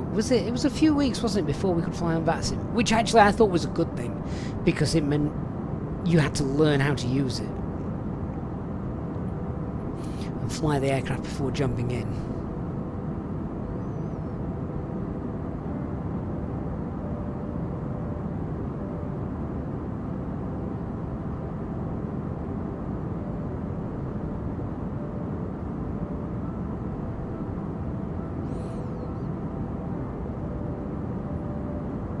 Just looking at VATSIM now, I think we should have coverage until we get to Belgium and then ATC stops. Then we're on a zone.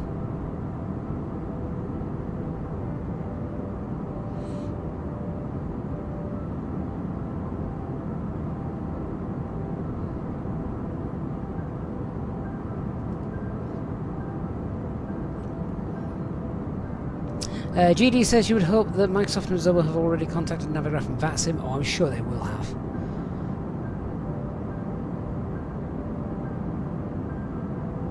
Christian says won't expect Flight Sim 24 to run perfectly fine from day one, but hope it will have less quirks than Flight Sim 2020 at the beginning. Jim, learn how to use it. How old-fashioned. I know. Who wants to learn how to use it? Just dive straight in.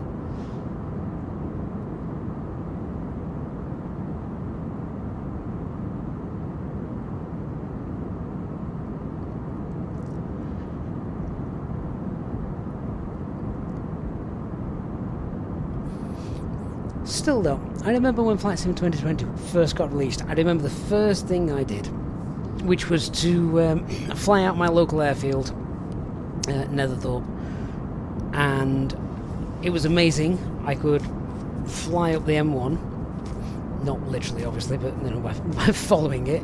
The wind turbines that are there in real life were there. That blew my mind, the fact that there was wind turbines there. I've never seen those in the sim before. And of course, the first thing everyone does is go and see your house, isn't it? That's what I did. Went and found my house. Went and found my parents' house. Over to Unicom for Easy 904 Papa Delta. Good night. Yeah, I mean, if we're perfectly honest, how many people, when they first got it, the first act was to go and find their house? I'm assuming most of you did that.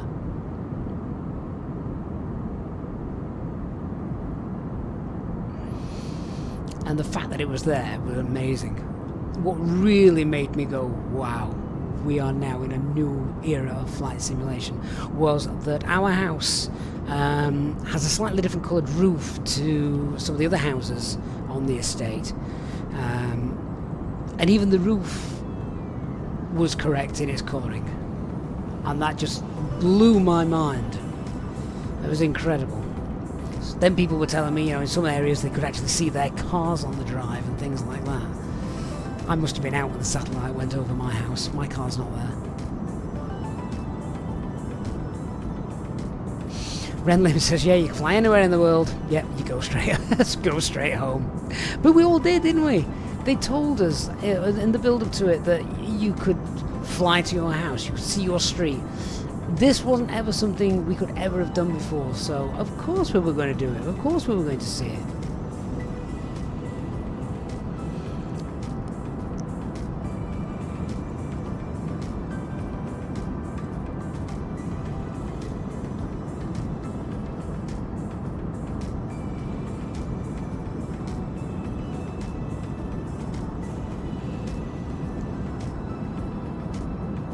Mark's actually just come up with a really good a really good explanation to why the Orange Airline set the cost index to 4 on the ground and then reset it in the climb. Of course, so the FMGS can calculate the fuel burn correctly. And then it's done, isn't it? Get a quick climb in, which saves fuel, and then set it back to what it was.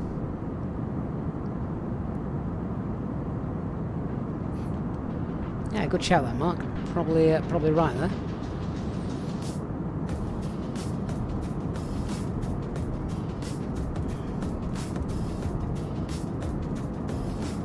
Loving that moon. I want to see satellites in the sim. We've got shooting stars now thanks to SimFX, but I want to see satellites in the sim. I think that would look amazing. Christian says you can mod your own house into the sim if you're lazy enough. Really? That's I wouldn't even know where to begin doing that.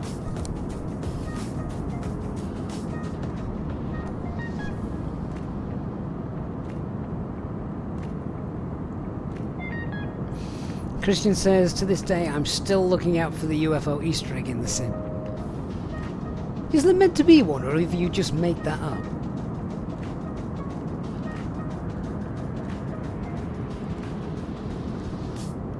Just a reminder then, guys, whilst we're in the cruise, if you haven't done so already, then please do hit the like button on the stream if you're watching on YouTube. And remember, of course, if you're going shopping at any point, then visit the Contrail store where you can get hundreds of the best quality add-ons and downloads for Microsoft Flight Sim. Lots of scenery, lots of add-ons like the SimFX from Parallel 42, Perugia airports, that kind of stuff. That discount code on screen, jot it down, use it at a later date. It gives you 10% off. Also, the link in the video description and in the chat to our channel partner Anybuilds, who of course you all know provide awesome content for the sim. That link also helps support us as well, so big thanks to everyone who uses that when purchasing their Anybuilds downloads.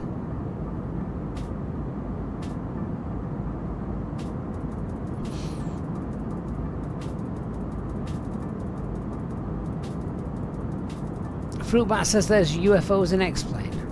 Really? iPad, where should you fly out of Europe? Short haul. Short haul? Depends how short. You could do Bristol to Paris, Manchester to Amsterdam. These are all Easyjet routes, by the way.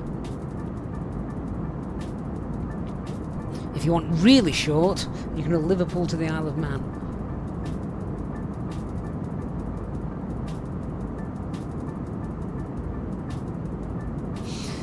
Christian says he knows the gas mod has a UFO on a container ship. You've seen that one. I think I've seen pictures of that as well.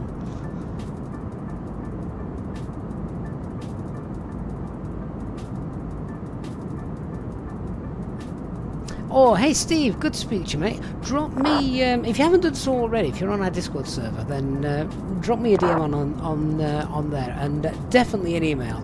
The problem with my email is my inbox just... things get buried in it. So yeah, definitely get in touch. And because hopefully over the certainly over the as the winter months come in, we do a lot more time in the sim because it's too cold and wet to go outside. Hey Jordan, good to see you.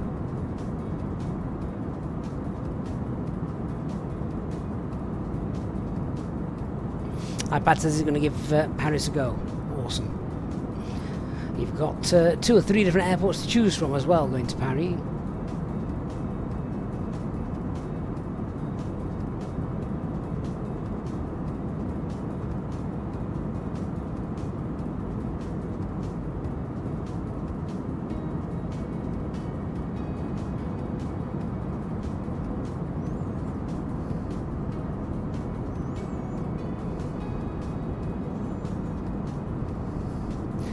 Steve, I've still no idea how to use it. I just fumble my way around it. But yeah, those messages always stick out on my phone, so definitely drop us a message on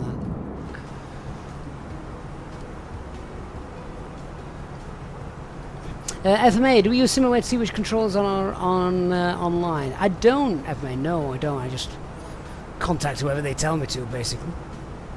Ooh, Luxembourg. We've not been there for a while. Easyjet do fly to Luxembourg, although I think only from 1 or 2 different airports, and I forget which one. It's got a massive runway, hasn't it, Luxembourg, if memory serves. Like, absolutely huge.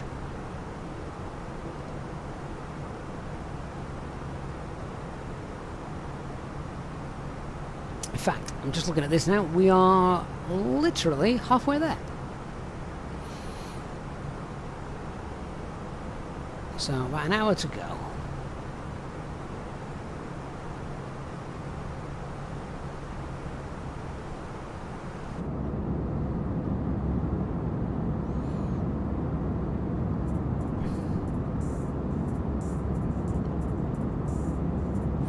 Steve, that's great. I have still got that, to be fair. So yeah, we will definitely speak soon.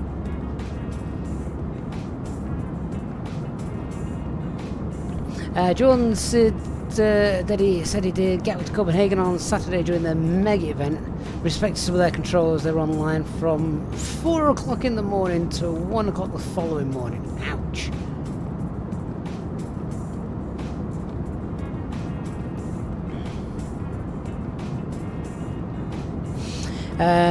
Steve also saying that Malta also has a very long runway. Yeah, we now know why, Steve. Lulu was watching Ryanair land there recently, and they don't drop the gear down until they're about 2 miles out, so they need all the runway because it's still coming down as they cross the threshold. Yeah, Lulu just says Malta's runway just takes up so much of the island.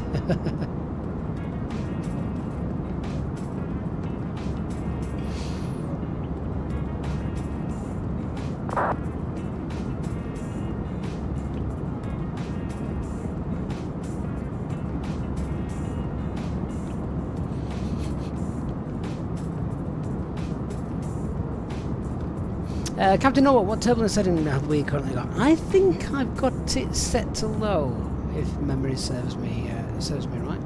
I'm sure it's set to low.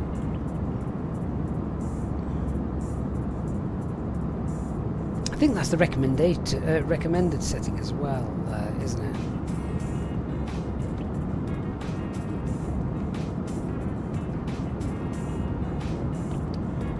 Right, well, as we don't have any ATC at the moment, I think now is a great time for the next half hour or so before I have to sort the arrival out. Thankfully it's Gatwick, so it's straightforward. We've done it a lot. Get your pens and papers, guys. We're going to run the A320 quiz. Yeah, 10 questions. See how much you know about the Airbus A320, and yeah. So give you a minute or so. Grab a pen, grab a paper. We'll write down the answers on your. It is multiple choice.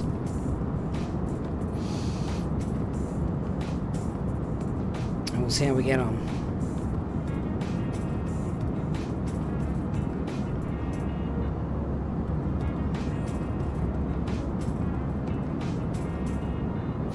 Oliveira, yeah, I thought that was the case. It's just confirming Luxembourg has a 4-kilometre runway because in the early days it also doubled up as an emergency landing spot for the space shuttle. Ash Taylor, good morning. Christian says, "Oh no, here comes the hydraulic questions." Yeah, you can't cheat either. No googling. Dark Fury, I'm looking at you. All right, come on then. Question number 1. So, true or false for this for the first question? Both engine agents are available when the batteries are supplying the power. Batteries only are supplying the power. So, are both engine agents, fire agents, available with batteries only supplying the power? True or false?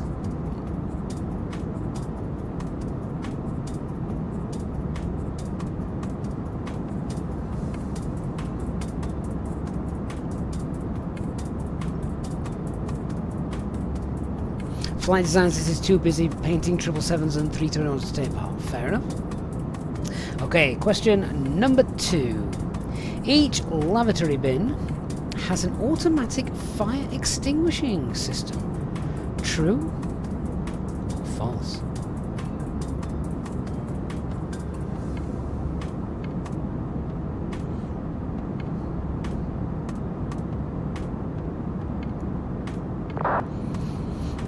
Jordan says, answer C, no clue.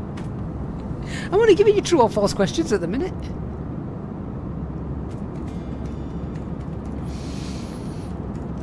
Question number 3. How many fire extinguisher bottles does the APU have? None, 1, 2, or 3?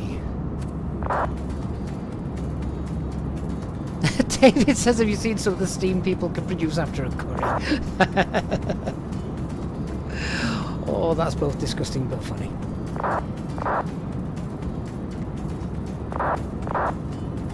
Okay, next question. How many sources are able to supply the bleed air system with high pressure air? The engines count as one source. So 1, 2, 3, or 4. I'll read that one again. How many sources are able to supply the bleed system with high air pressure? Engines count for 1. So is it 1, 2, 3, or 4?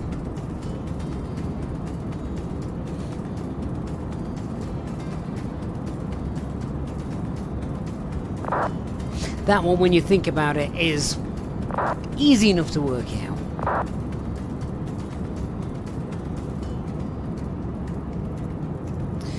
Next question. In flight, with a failed AC bus 1, the AC essential bus is fed by which system? The options are the DC essential bus, AC bus 2, DC battery bus, or the emergency generator.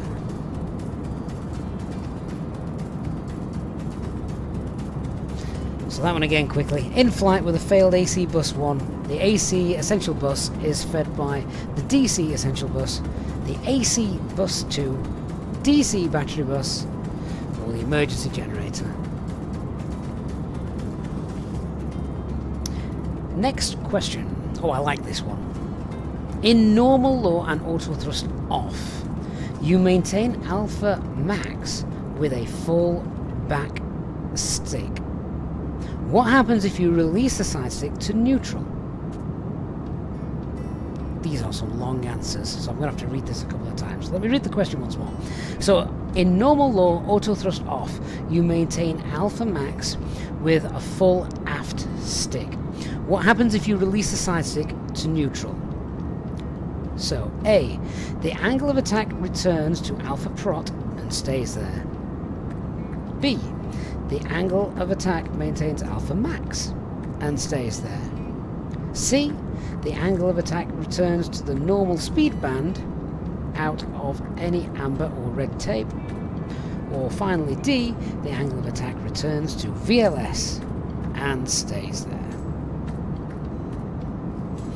That is one mouthful of a question.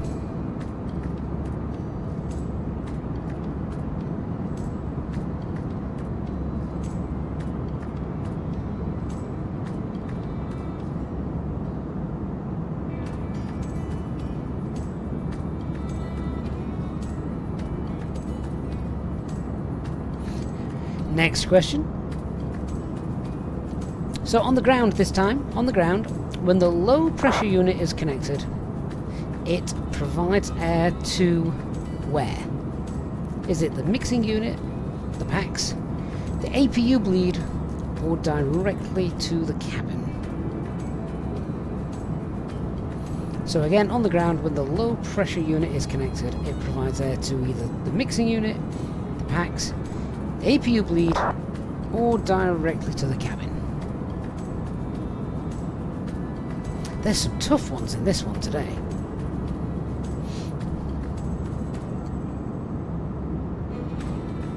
Next question, and it's a true or false one, so 50-50. The stall warning is not available in direct law. True or false?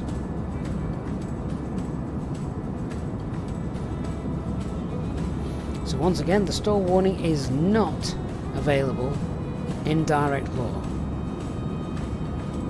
True or false?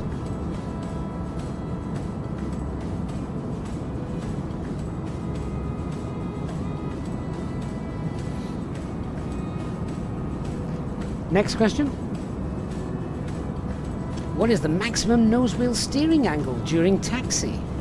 90 degrees, 80 degrees, 85 degrees or 75 degrees? So the maximum nose wheel steering angle during the taxi, 90 degrees, 80 degrees, 85 degrees or 75 degrees?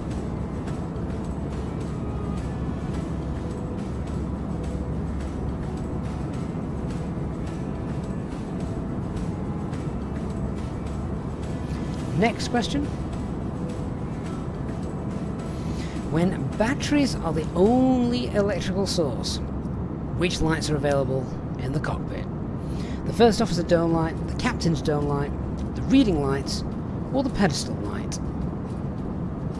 So this is when you've got batteries only as the electrical source in the flight deck. Which lights are available?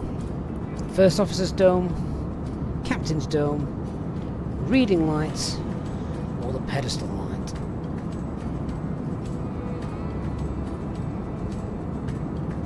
And then on to the final question. When can you expect the fuel left or right wing tank low level ECAM to appear? We've seen this loads of times on the stream, so regular channels will know the answer to this. So is it when the fuel quantity in one wing tank is below 750? When the fuel quantity in one wing tank is below 1500 kilograms, I should have said the unit, but there you are.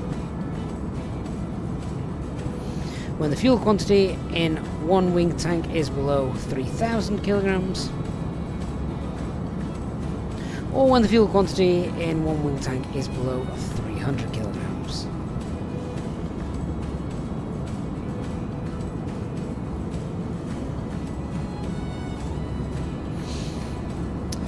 Yeah, so I reckon if you've got sort of 7 out of 10 on those, you're doing very well. There's some tough ones there.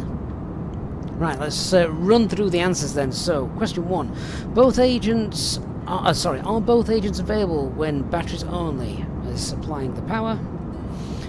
No. The answer is false. Engine agent 2 is not available. So well done if you said false to question 1. Question number 2.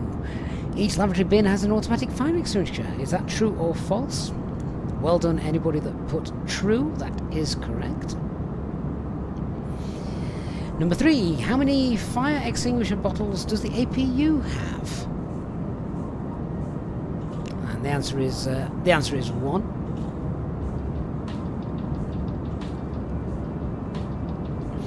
Next question. How many sources are able to supply the bleed system with high pressure air, engines counting as one source? Yeah, so the answer is 3. That's, if you think about that, that's pretty obvious. So obviously you've got the engines, you've got the APU, and you've also got the HP, the ground connection.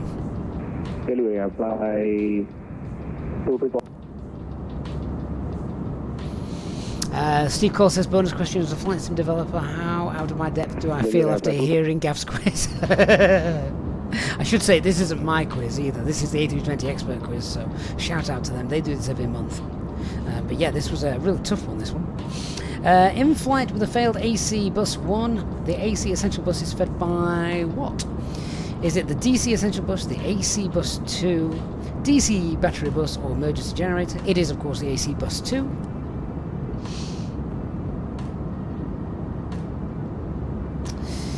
And this was a great question on your laws and protections. So in normal law with auto thrust off, you maintain alpha max with the full aft stick. What happens if you release the side stick to neutral? The correct answer is the angle of attack returns to alpha prot and stays there. Well done if you got that one.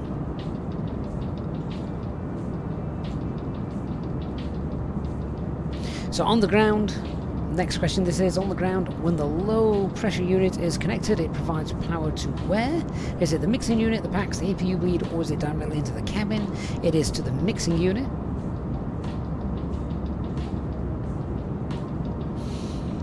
And the next question, the stall warning is not available if you are in direct law. True or false? The answer is false. You still get the stall warning even if you're in alternate and direct law.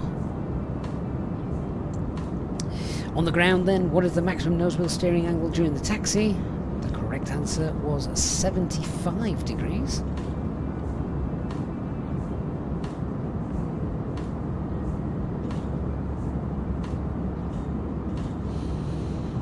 The next question. If you get into the flight deck and it's cold and dark and batteries are the only electrical source, which lights are available in the flight deck? It is just the first officer's dome light.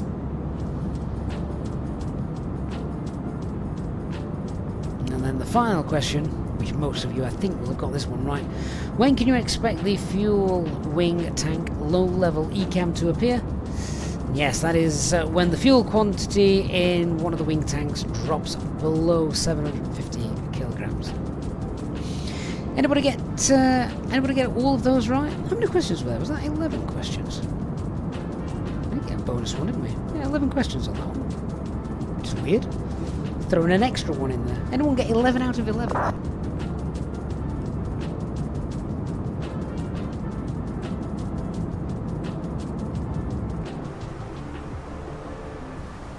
My God, what was that? Paris was on fire.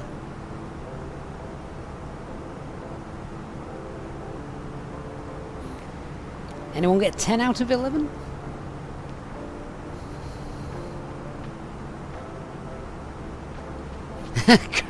Christian's kicking himself with 6. That was one of the tougher ones we've had. I think 6 is fair game. Anybody get 9? Lulu managed to write her name at the top of the paper. Yeah, we'll give you a point for that. I don't know if that is a thing, but they used to say in our GCSE exams in school, if you spelt your name correctly, you got a point. Anybody get 9? Anybody get 8?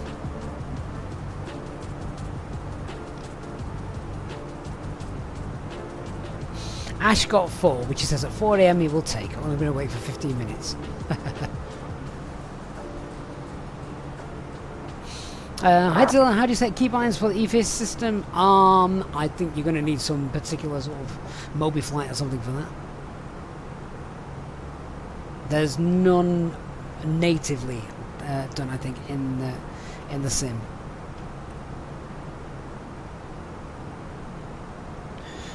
Okay, well, I got 7, so that's where I hang my hat.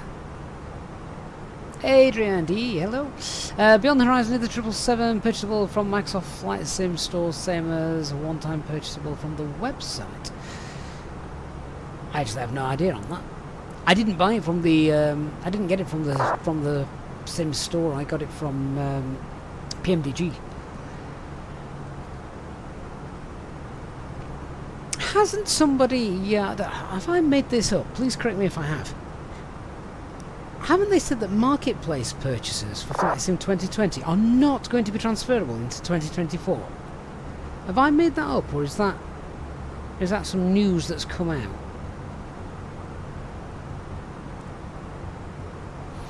Because I think that's a bit harsh if that is true. Oh, Christian says yes and no. Go on, Christian. Elaborate for us. What's going on there then?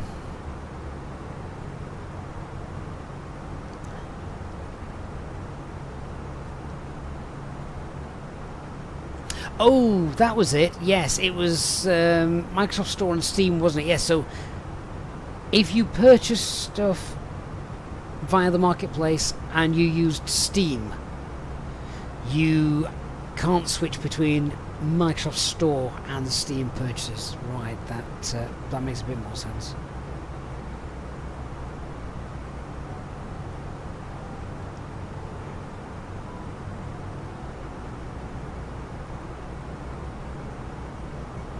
I guess the answer to that will be if you've got it on Steam, then make sure you buy 2024 on Steam as well. Yeah, stick to your platform. Mine was through the Microsoft Store, it was not on Steam, so...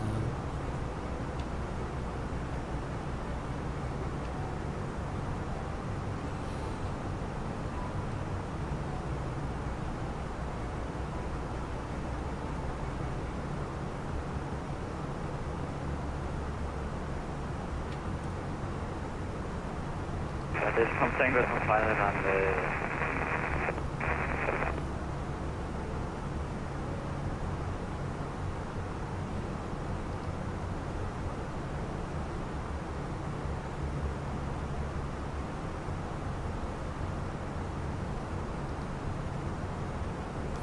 So at the moment we're now over... Yeah, we're nearly over Brussels. We can see we've got Charleroi down there. Will we pass over Brussels? Very close. And we've got Toppers in about 120 miles away.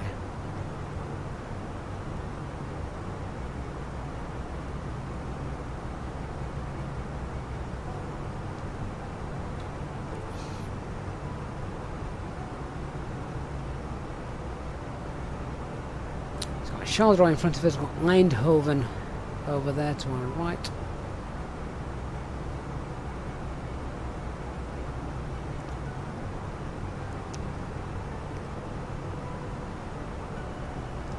We'll just have a look at doing our landing checklist now. Not landing checklist, but our landing performance. So if we come down here to the box, let's just see what we've got. Looking to land at 53, 4, 5, 6, 7, 57, about 57.5 tons. So I'll just grab the latest METAR for Gatwick. It's not raining, so no need to worry about that. 57.5.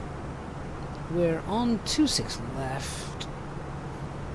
Flaps 3 is going to be fine. Auto brake low. Yeah, easy, easy. So that's fine.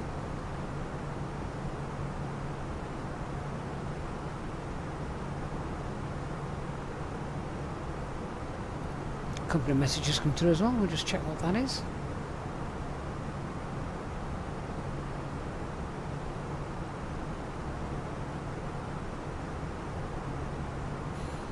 Yeah.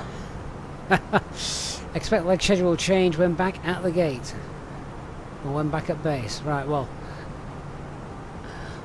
That better be for tomorrow because I'm not flying another flight tonight.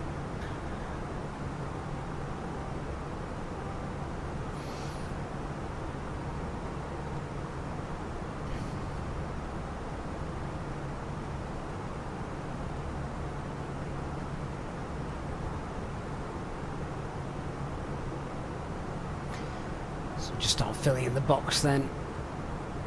Well, Mayfield as the VORs were coming in to arrive. Echo Golf Kilo Kilo 2, 6 left.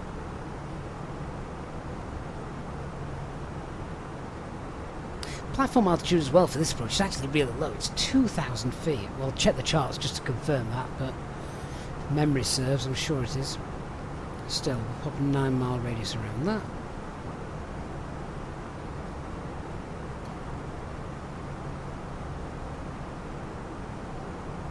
So QNH currently is 1003 at Gatwick. Temperature is 15 degrees. Winds currently 200 at 5.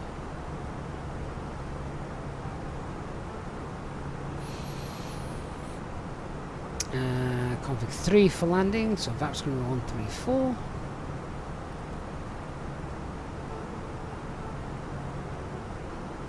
Let's get the charts up.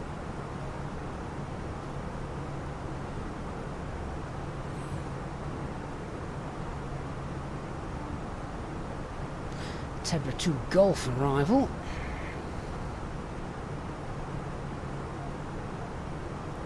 So yeah, coming at Tebra through Brussels. fly over 140,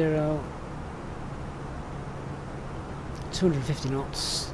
And yeah, what we tend to do then with this is we can sometimes, if there's no ATC around and if there's no traffic in our way, we can always go from Arnhem direct to sort of Mayfield, which is around sort of this point. It's around sort of this point here, and then up to capture the ILS from Gatwick, rather than flying all the way down here to Lark and then Timber.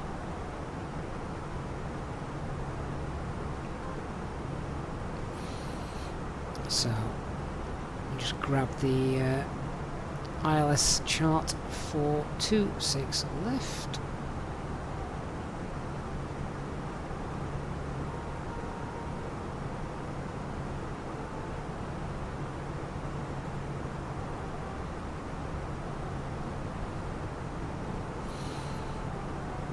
So, just confirming what we already know really, transition altitude 6,000 feet, yeah, that's fine. There's Mayfield VOR as well, which we're going to come in on.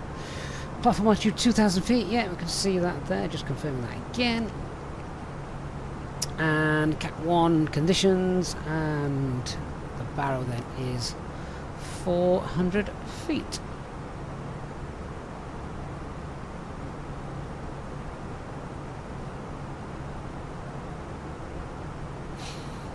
Box filled in, secondary flight plan, copy active. And Mark, you've just realised your video was a bit behind the live feed. Never mind. Okay then, so let's do the arrival brief. So coming in, temperature to Gulf. Obviously, we'll stick with the constraints. We've got no ATC around, so we'll stick with those. At least I don't think there's ATC at the moment. Plan will be Arnhem, and then if we haven't got any traffic, we'll leave Arnhem, fly direct to Mayfield, which is around here. We'll just change the chart. Where are you? There you are.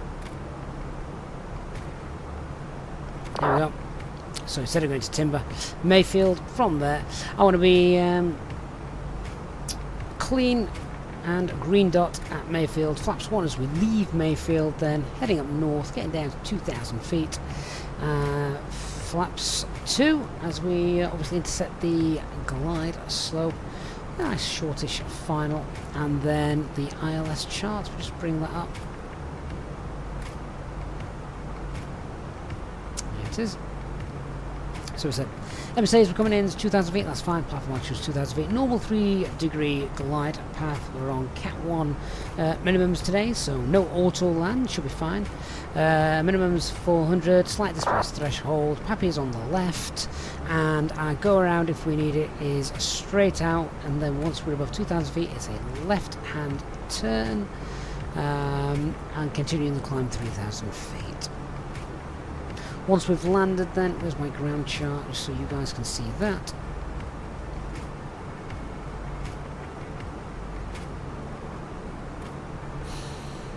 Once we've landed, if we vacate Echo Romeo, we then backtrack on 26 right. If we get off either Golf Romeo or Foxtrot Romeo, then we cross 26 right and backtrack on and taxi back on Juliet. Okay, so I think that covers it. Threats to be aware of? Well, we know Gatwick's busy, usually. Just keeping a listen out for ATC, good comms, that kind of stuff. And just be mindful of everything. The weather's good at the moment. So fingers crossed, should be pretty straightforward. Captain Biggo, good evening, mate. Good to have you joining us. You're coming at the best time anyway. We're going to be landing. Soon. Top of descent is about 80 miles, so we've done our landing brief. That's all sorted.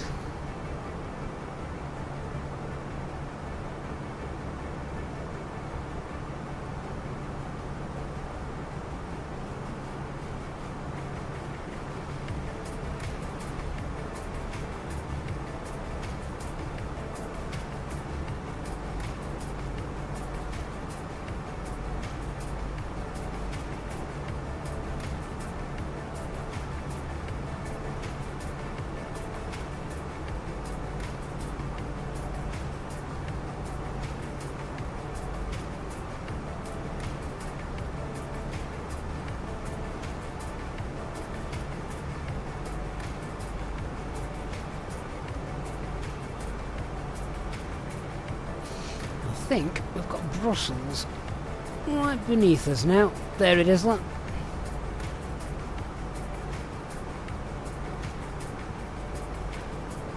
Doesn't look very busy down there, does it? I don't think there's anyone. One of my favourite airports in Microsoft Flight Simulator, Aerosoft's mega airport. Not sure if I can just zip across and have a look. Oh yeah, there we go, out the captain's window. Beautiful. What a gorgeous view of Brussels this evening.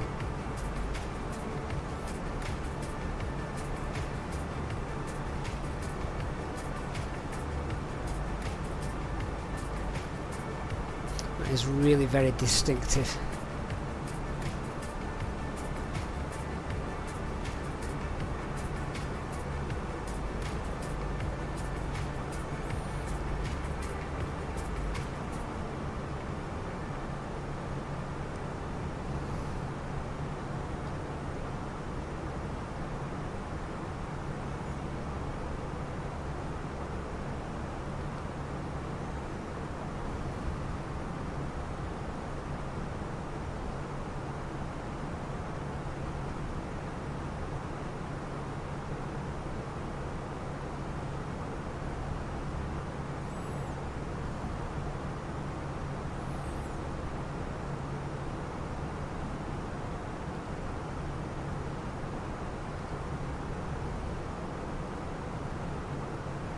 Good to see we're actually making good progress. This time is slowly dropping.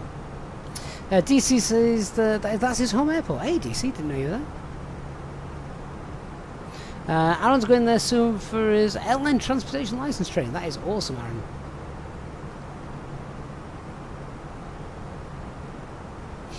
We can see, I think, just with the moonlight, a few of those CBs knocking around. I mean, they're not massive ones, are they? But they were forecast.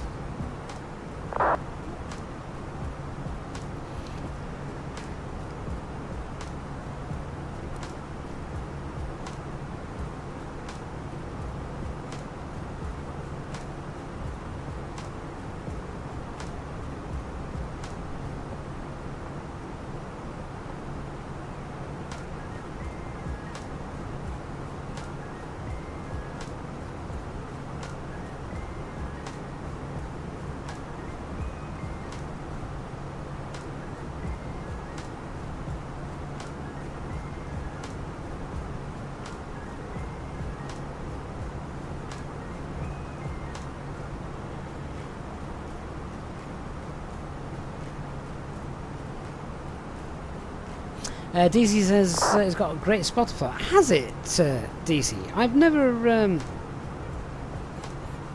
been. It was in Amsterdam a few weeks back. That's pretty good for spotting as well. They've got a nice terrace there, a little restaurant on it as well, on the top, which is lovely.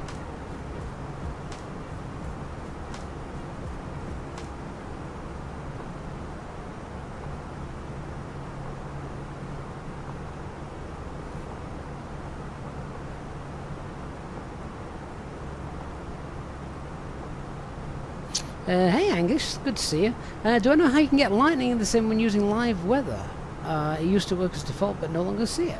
Well, that's interesting. It wasn't that long ago we were flying somewhere and there were storms predicted. We actually saw it, and I only ever use live weather. So it is there. It is definitely there.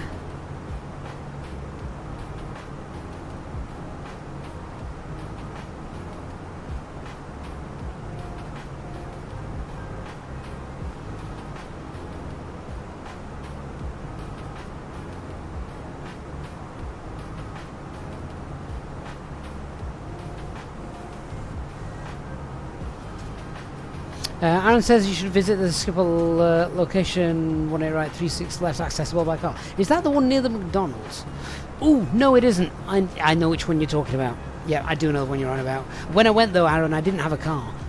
So but yes, no, I do know the location you're talking about. Oh, DC, so those spotting locations for Brussels aren't at the airport but more off the runways. Yeah, a bit like Heathrow really.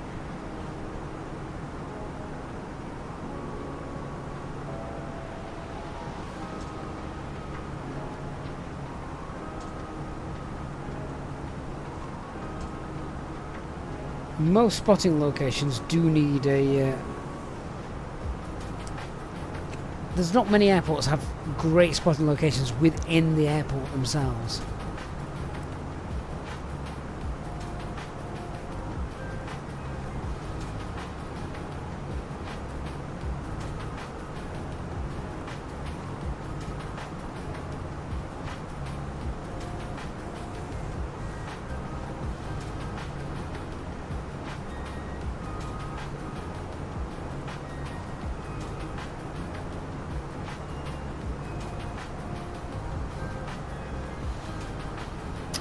Flight Designs, Manchester is the best place to spot in the UK. Yeah, absolutely agree with that.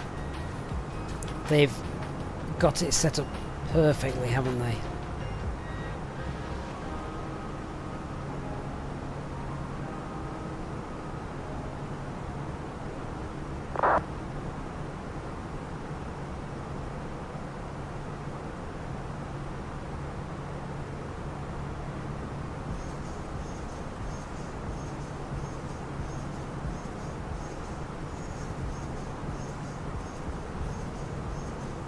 Hey, Sean. Olivero says that Luxembourg is one of the best places as well, because there's 2 or 3 747s from Cargo Lux every hour. Yeah, that makes sense. Right, on our way down then. So, speed descent 200 blue. Let's head into Gatwick. Always good fun.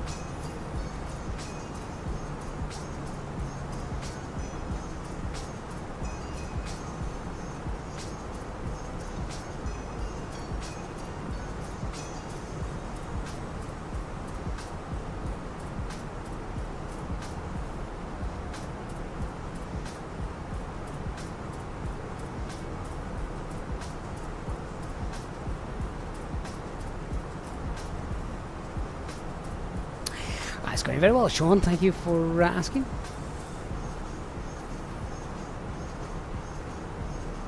Fruitbat says there's no need to go and spot now at Heathrow with Flight Focus 365. Not that you have that on when you're supposed to be working or anything. Yes, yeah.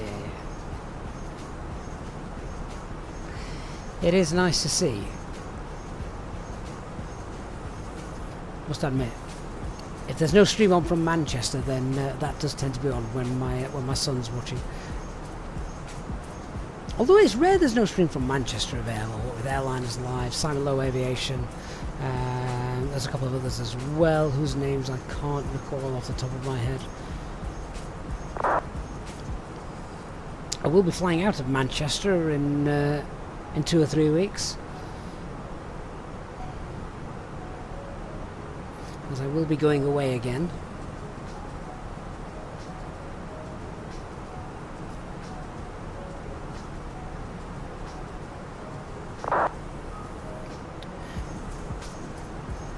Oh, the sim just froze then for a moment. That was concerning.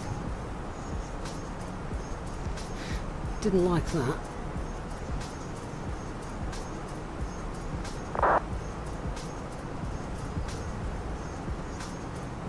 Right, just full speed. We'll set speed 270 and down we go.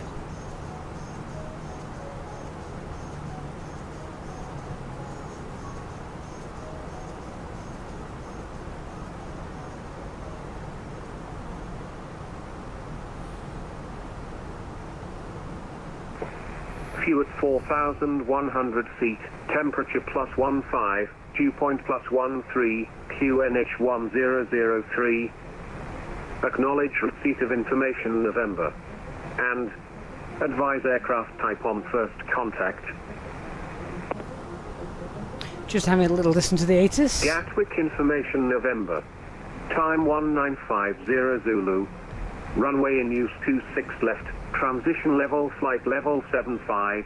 Surface winds 200 degrees 5 knots. Varying between 160 and 240 degrees, visibility 10 kilometers or more, fuel at 4,100 feet, temperature +15, dew point +13, QNH 1003. Acknowledge receipt of information November.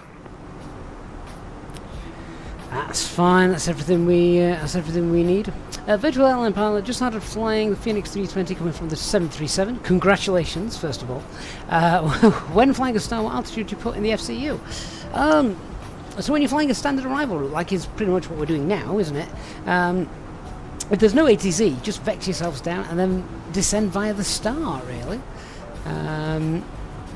If need be, you can put in the lowest altitude and then just push speed and it'll respect all the constraints as you're going down. What the heck is that?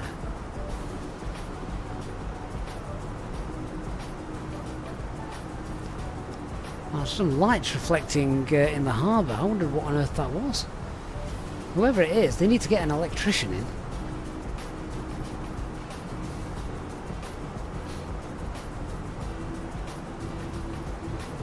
Hey, Gasman, son is cabin crew for Easyjet, just doing his CM training. Oh, nice. I hope he's enjoying it. He gets to see different parts of the world for 30 minutes at a time.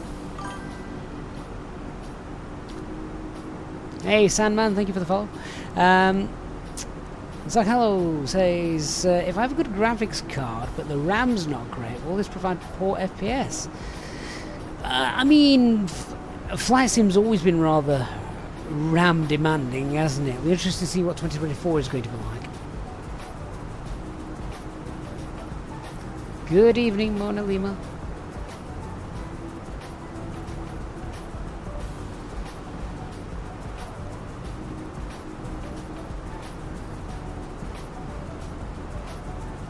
Hey, Christian Stormer's back in the house. Christian, I've spoken to you for ages, mate. It's good to see you. How's things? Did you enjoy your summer? Now back on the winter months, fast approaching. It's getting dark earlier.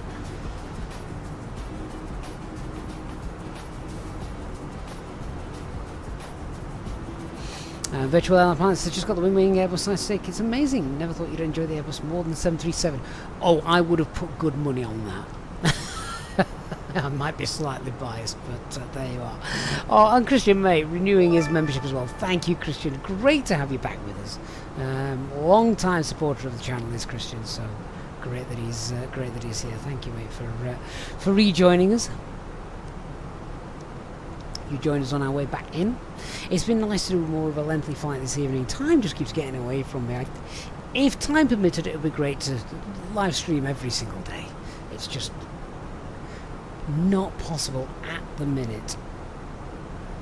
Even finding time to create some of the content that I want to do as well is not always easy.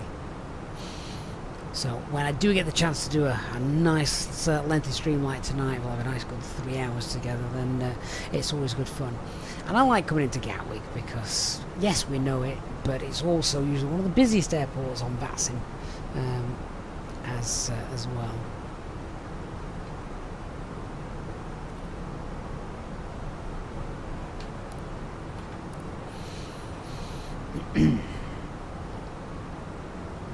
So, profile's looking good at the minute. And what we're going to do is we're going to take a little shortcut now. We're going to go direct to Arnhem. There's nothing in front of us, so we can do that.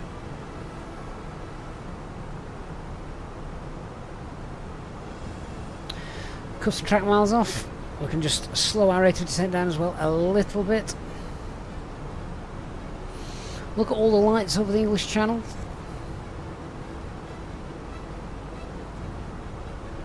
As we turn towards London. Nearly at London.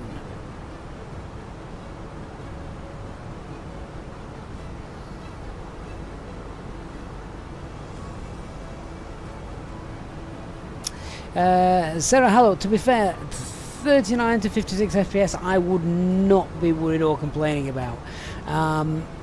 Basically because I grew up in a world where 20 was good. So 39 to 56, if it appears smooth, that is fine. Aaron, ETA is about 20 minutes or so, I think. Yeah, about 20 minutes.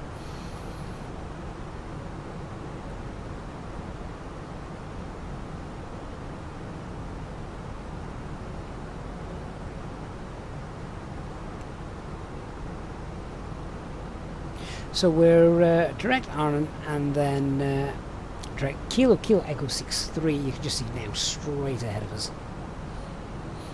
So we're almost effectively doing the Kona 2 Golf arrival. Company message come through. This might be our parking stand. Let's have a quick look.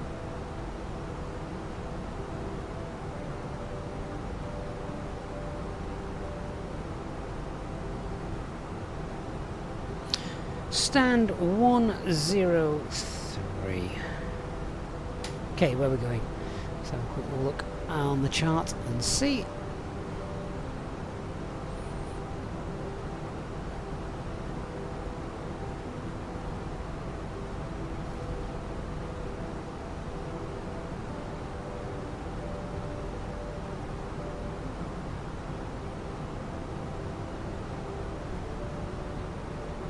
Oh, that's nice.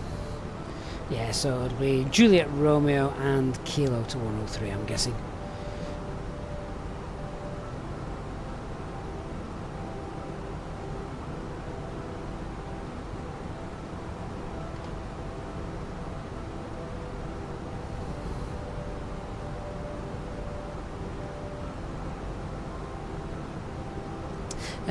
So Angus says, when I say that I need to slow the descent down, what are my markers?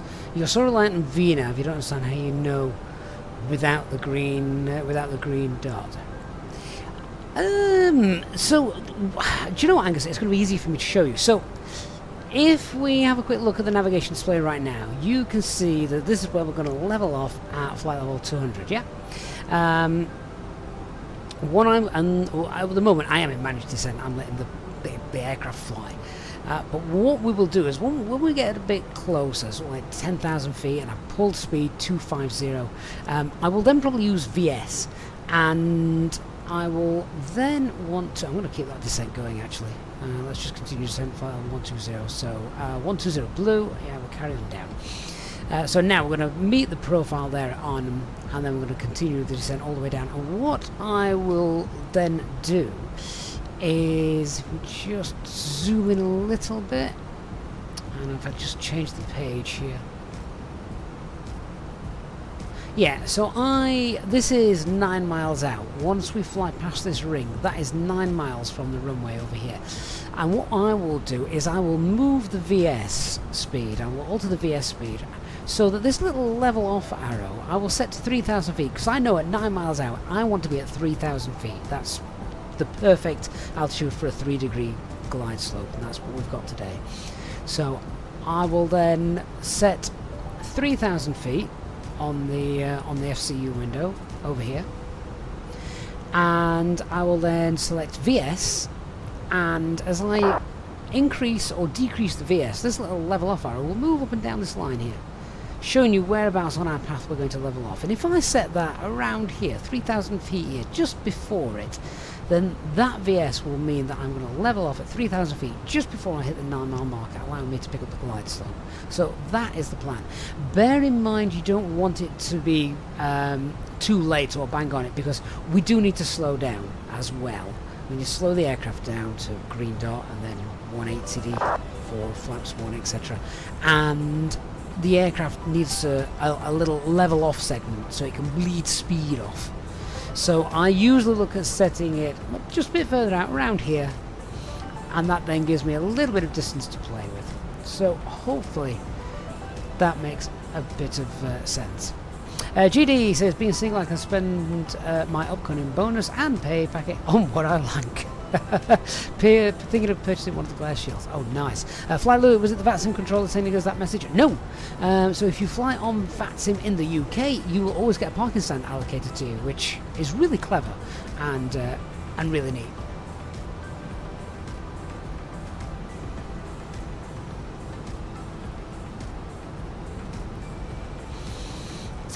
Zara Hello says it doesn't feel that smooth when looking around the flight deck. I know, but if you look at me now, this isn't beautifully smooth, is it? But I can still take this. I can still take this, and I'm happy with it just because of the sort of balance between quality and smoothness. And all I'm actually bothered about being smooth is this outside world view here. As long as this is smooth, well then I'm happy.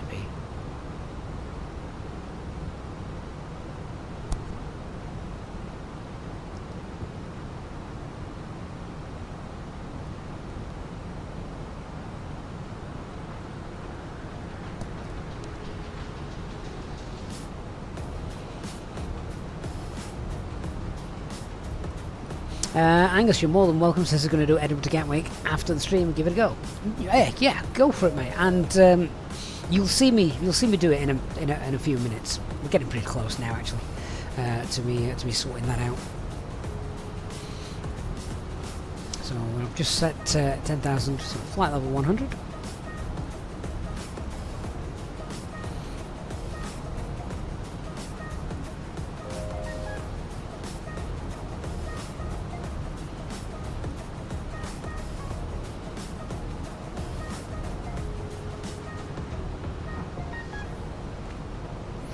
Virtual airline pilot, every time you adjust the altitude in managed mode, do you need to push the knob in? No, not at all.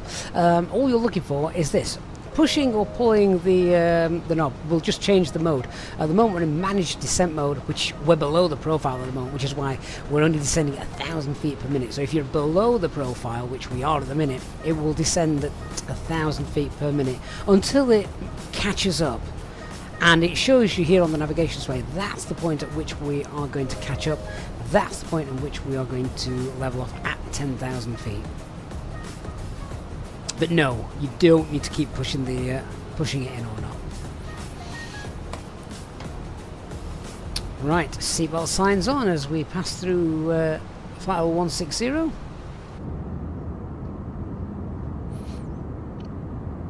we're now going to start concentrating as we come in over the UK. Not as cloudy as I was expecting it to be, actually. I do love that sound, that hum of the engines.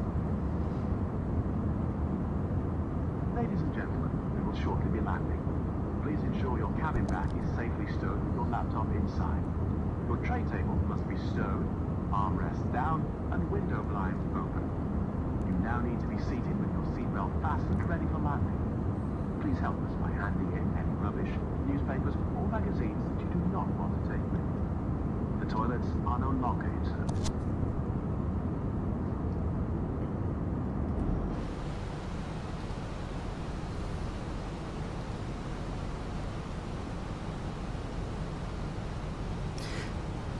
So I've got the seatbelt signs down. The next thing to do will be to set lower altitude, set the local pressure, which is 1003, and there you can now see we're just starting to meet our profile,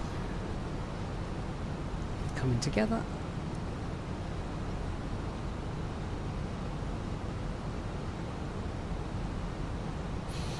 A little bit of cloud, isn't there, over here, which might go through. Temperature, just checking. We're in icing range, so we'll get anti-ice on when we start to head through that. Master caution, cancel that. Side stick fault, yes. So clear ECAM, disregard. And now watch, it'll start to just follow this as it needs to.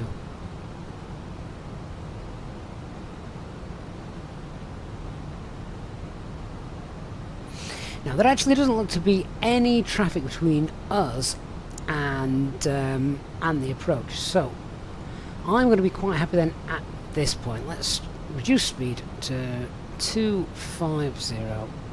I'm now going to put this into open descent, so we're now open descent, and we're going to go. In fact, what we are going to do, we're going to go into heading mode. So we'll pull heading. And with such little traffic around, we're going to vector ourselves in a little bit earlier.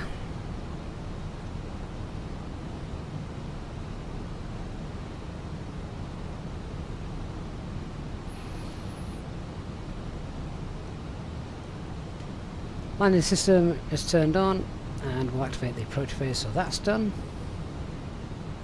I'm now going to wind that down to 3,000 feet, push for the local QNH. We'll tidy up the flight plan as well.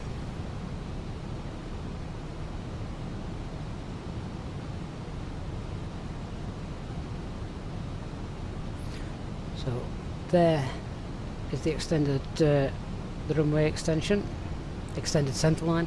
That's the word I was looking for. And we're just flying almost towards the Mayfield VOR.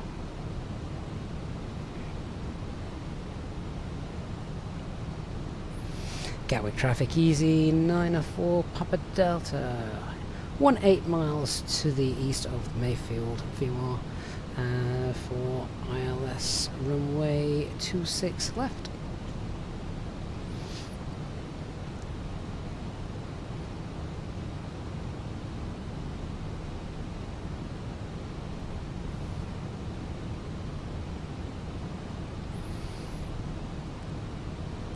So what we'll do is we'll fly to the Mayfield VOR. I should have actually just gone direct to Mayfield VOR then, and then we can basically fly north and then intercept, which is what the arrival does. You can see now that little level off arrow just here. 10,000 feet. Lights on. Speed brakes out at the moment, just to help us get down a little bit.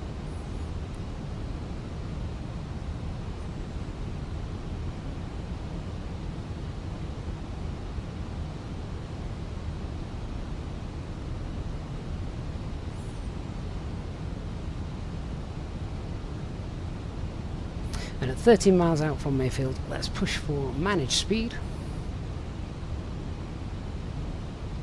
As we're in open descent, the aircraft will level off just for a moment while we bleed that speed off. That's fine.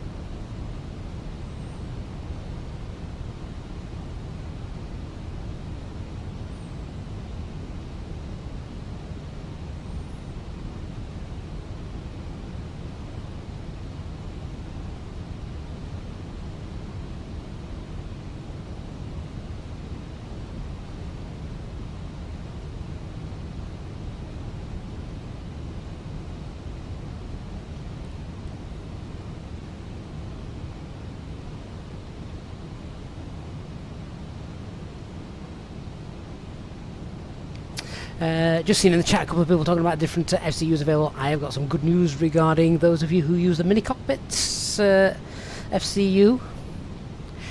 There's an EFIS on the way. More on that as time develops, but that won't be long before we see it on the channel.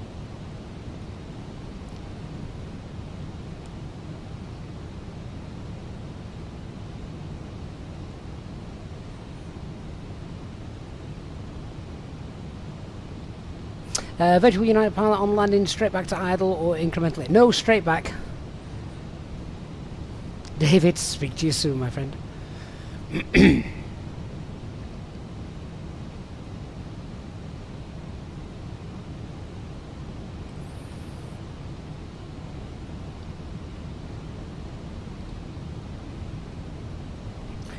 So we'll get over the Mayfield VOR, we're going to right turn, and then we'll intercept the ILS.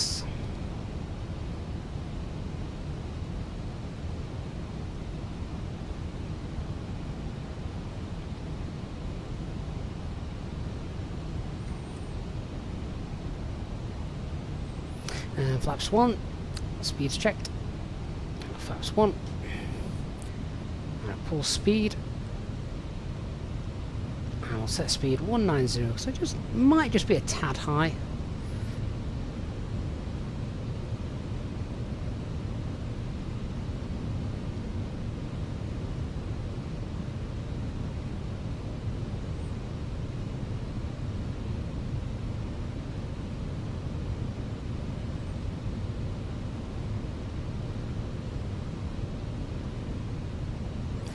And the approach checklist. So bar FQ is 1003, seatbelt signs are on, minimums 400, auto brake low, and REFB is stowed. Aaron, so the green dot is the best lift to drag ratio, so that's correct, yes.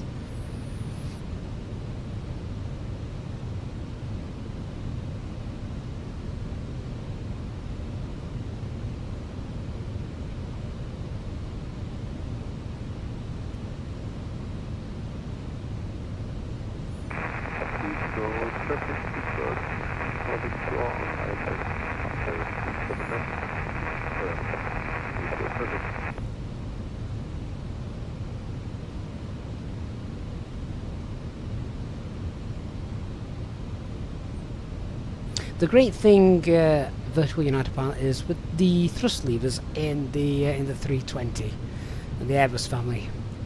Once you've got them in the flex detent, unless something breaks, you don't touch them again. Until you're about 30-40 feet off landing.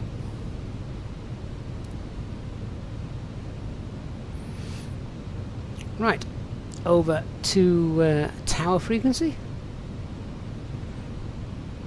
So now what I'm going to do is I'm going to pull VS. Easy 904 Tango X-ray, welcome to London Gatwick, vacate right when able. Right when able, 904 Tango X.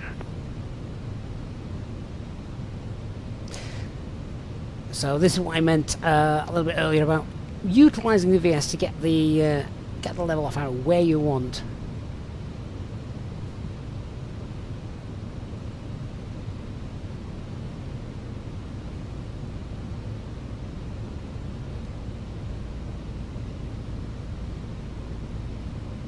Looks like there might be a couple of rain showers about, actually. Give the aircraft a bit of a wash.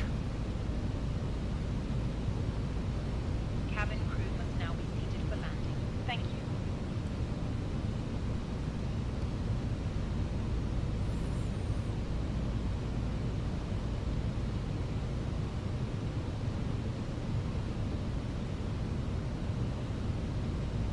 Easy 904 Tango X-ray, vacated. Easy 904 Tango X-ray, thank you. Stand 564 if that's okay with you. We also take 68 if that's alright. Okay, on the approach, autopilot 1 and 2.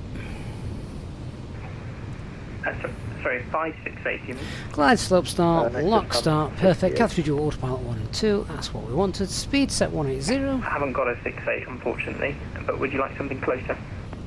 No, it's a remote stop just on the left as well, just right next to Pushback Charlie. Oh, sorry, on the, you want the remote side? This one. Roger, okay, stand 68 via 08 left, Romeo, Lima, and Quebec Charlie. And a 10-mile final. Yeah, left, Romeo, Lima, Quebec Charlie, Easy 904 Tango. Gatwick Tower, good evening. Easy 904 Papa Delta, establishing 26 left, 10 miles. Easy 904 Papa Delta, Gatwick Tower, surface wind 200 degrees, 4 knots, runway 26 left, clear to land. Clear to land, 26 left, easy 904 Papa Delta.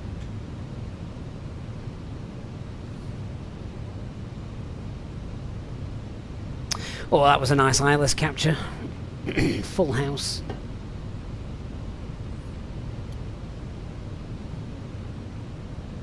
Hey, Captain HW, you always arrive just in time. Let's get rid of those. Right, speed 160 till 4. 2,500. Flaps 2.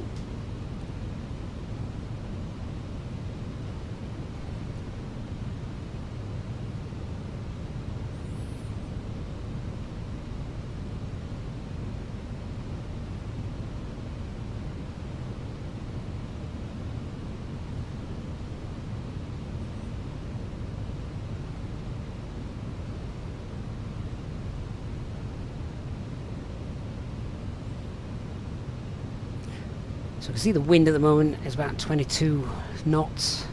Much of a headwind, but that's going to drop off as we drop a few feet in a minute. Angus, that's right, 4 DME, good to manage speed. Maybe just a little bit before DME, so he's got time to start slowing down. That's 6 miles, so gear down, the spoils armed, flaps 3, speed's checked, and all the lights on.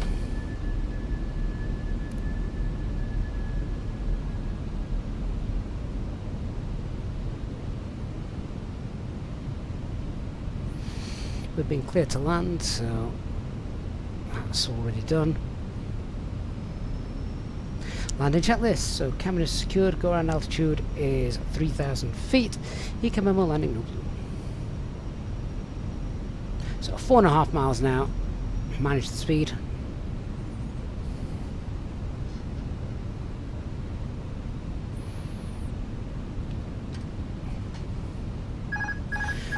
autopilot off.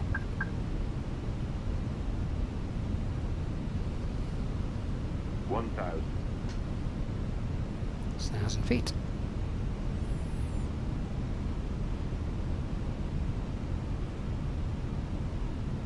It's just dropped a little bit. 3 reds. Just compensate for that. See how that wind is dropping off. It's swinging more around to the left now.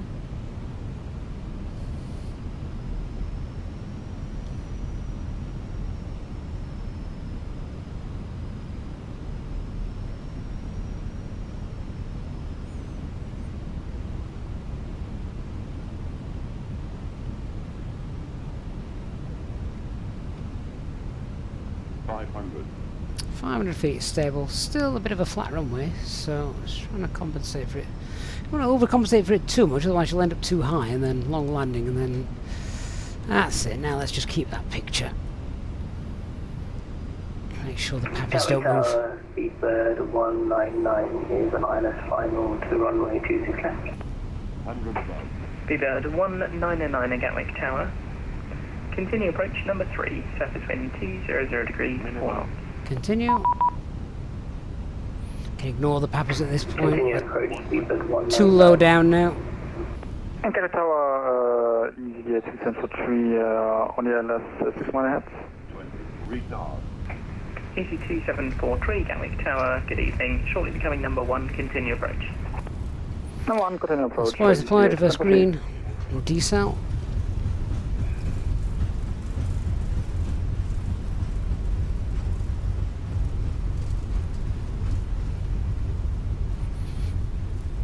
Manual brakes.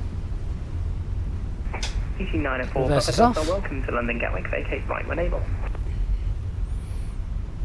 Vacate right for easy 904 Papa Delta.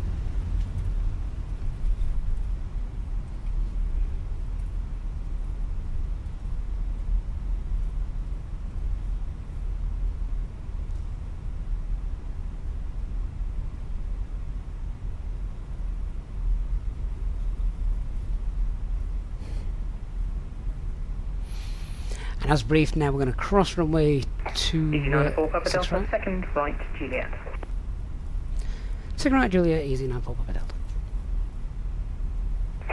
EC2743, surface wind 200 degrees, 4 knots, runway 26 left, cleared to land. 26 left, clear to land for Easyjet 273.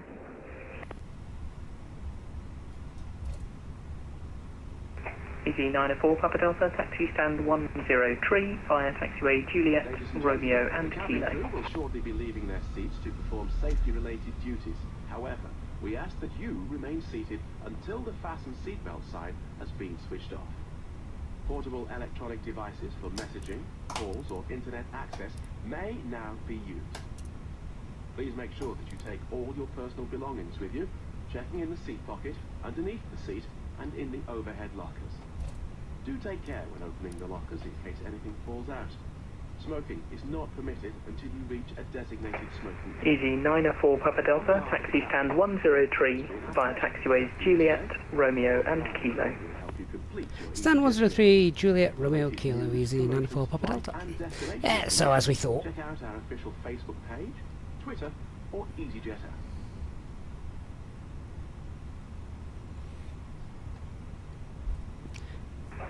Speedbird 199 expect late clearance. Expect late clearance, speed 199.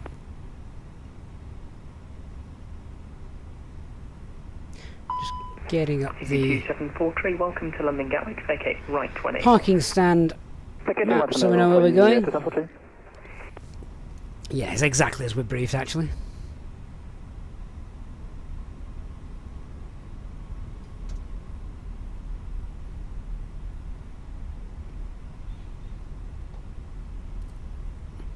Cancel that annoying thing. Get rid of that.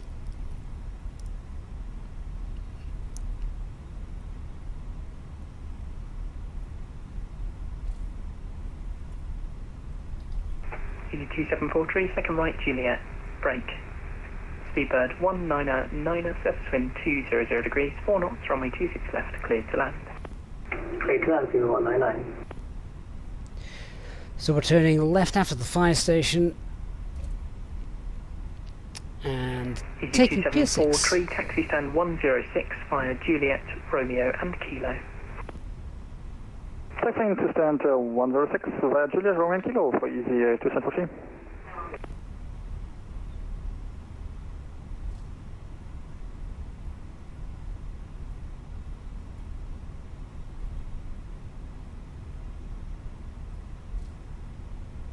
For anyone wondering as well, of course, this is the Innobuild Agami's Gatwick Airport, which I find is a bit easier on the frames compared to the freeware mod. Either way, welcome to Gatwick, here we are. Flight time of around 2 hours, which is pretty on the money for what we said.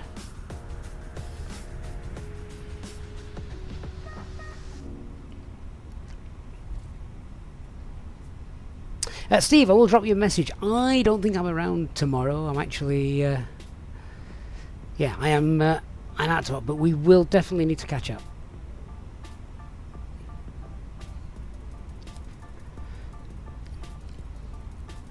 Good luck with the hospital, though. Seabird 199, vacate right, Juliet. Welcome to London Gatwick.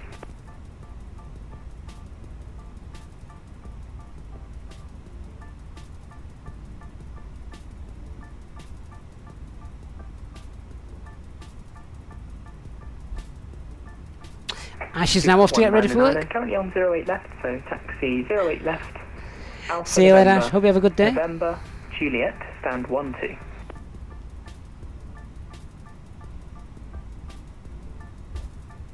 Taxi on the right, Alpha November, Juliet, stand 12, Seabird 199. Seabird 199, after Alpha November, it's November to Juliet.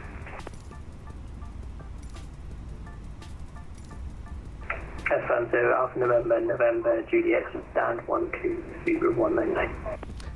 Correct. How can they miss gate 103 out?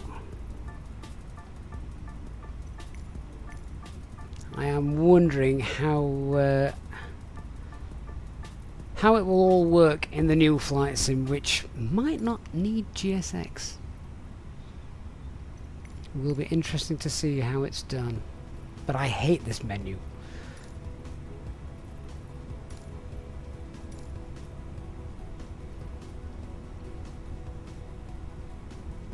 Aaron, good night, mate. See you next time.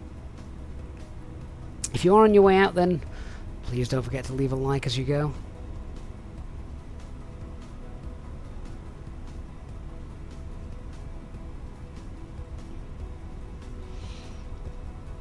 Hopefully we won't be driving through catering-ridden vehicles and fuel trucks either.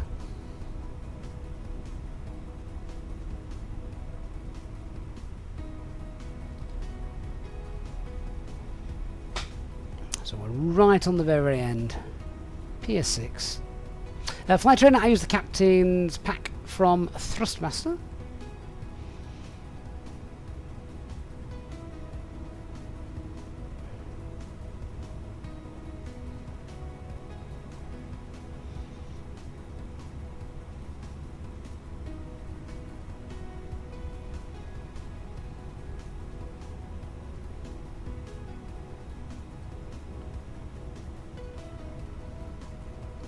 So stand 103 is a bit of a strange entry into 103. It's not straight. Maybe why there's no GSX for it. In fact, there's not even a line for it here, which is a bit weird.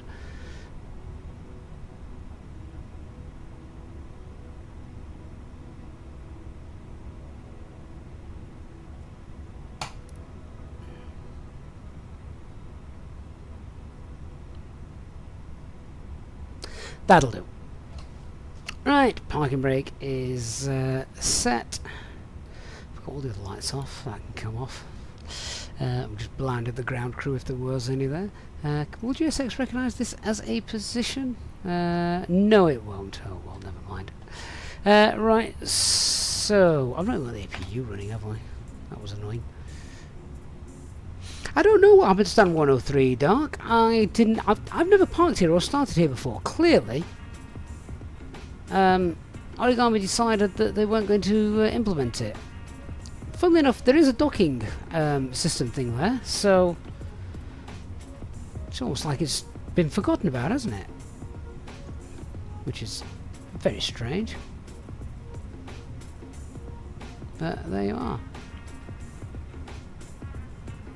Right, just wait for APU to kick in, and then we can get going. Casual Flight Simmer. I have a video on my on the YouTube channel which goes through all my settings, so you can see those if you wish.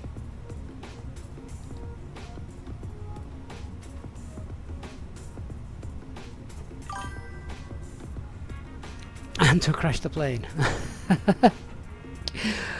Sounds expensive, does that username? But thank you for the follow, nevertheless.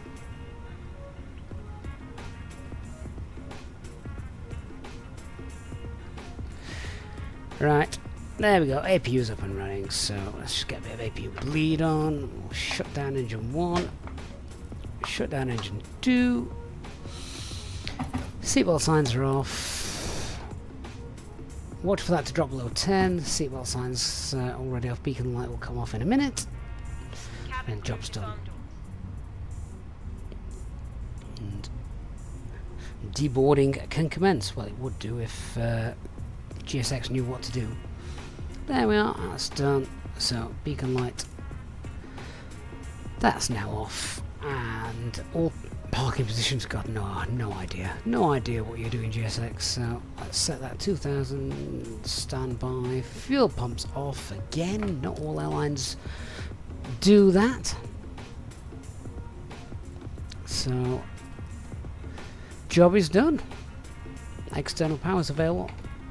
Get that connected. Now we're on external power. Shut off the APU. Keep the environment and the local residents happy with the noise. And yeah, that's it. They can now deboard our aircraft. Let me just have a quick look. There's a couple of messages there on ATSU. That's our arrival message. Perfect. Ooh!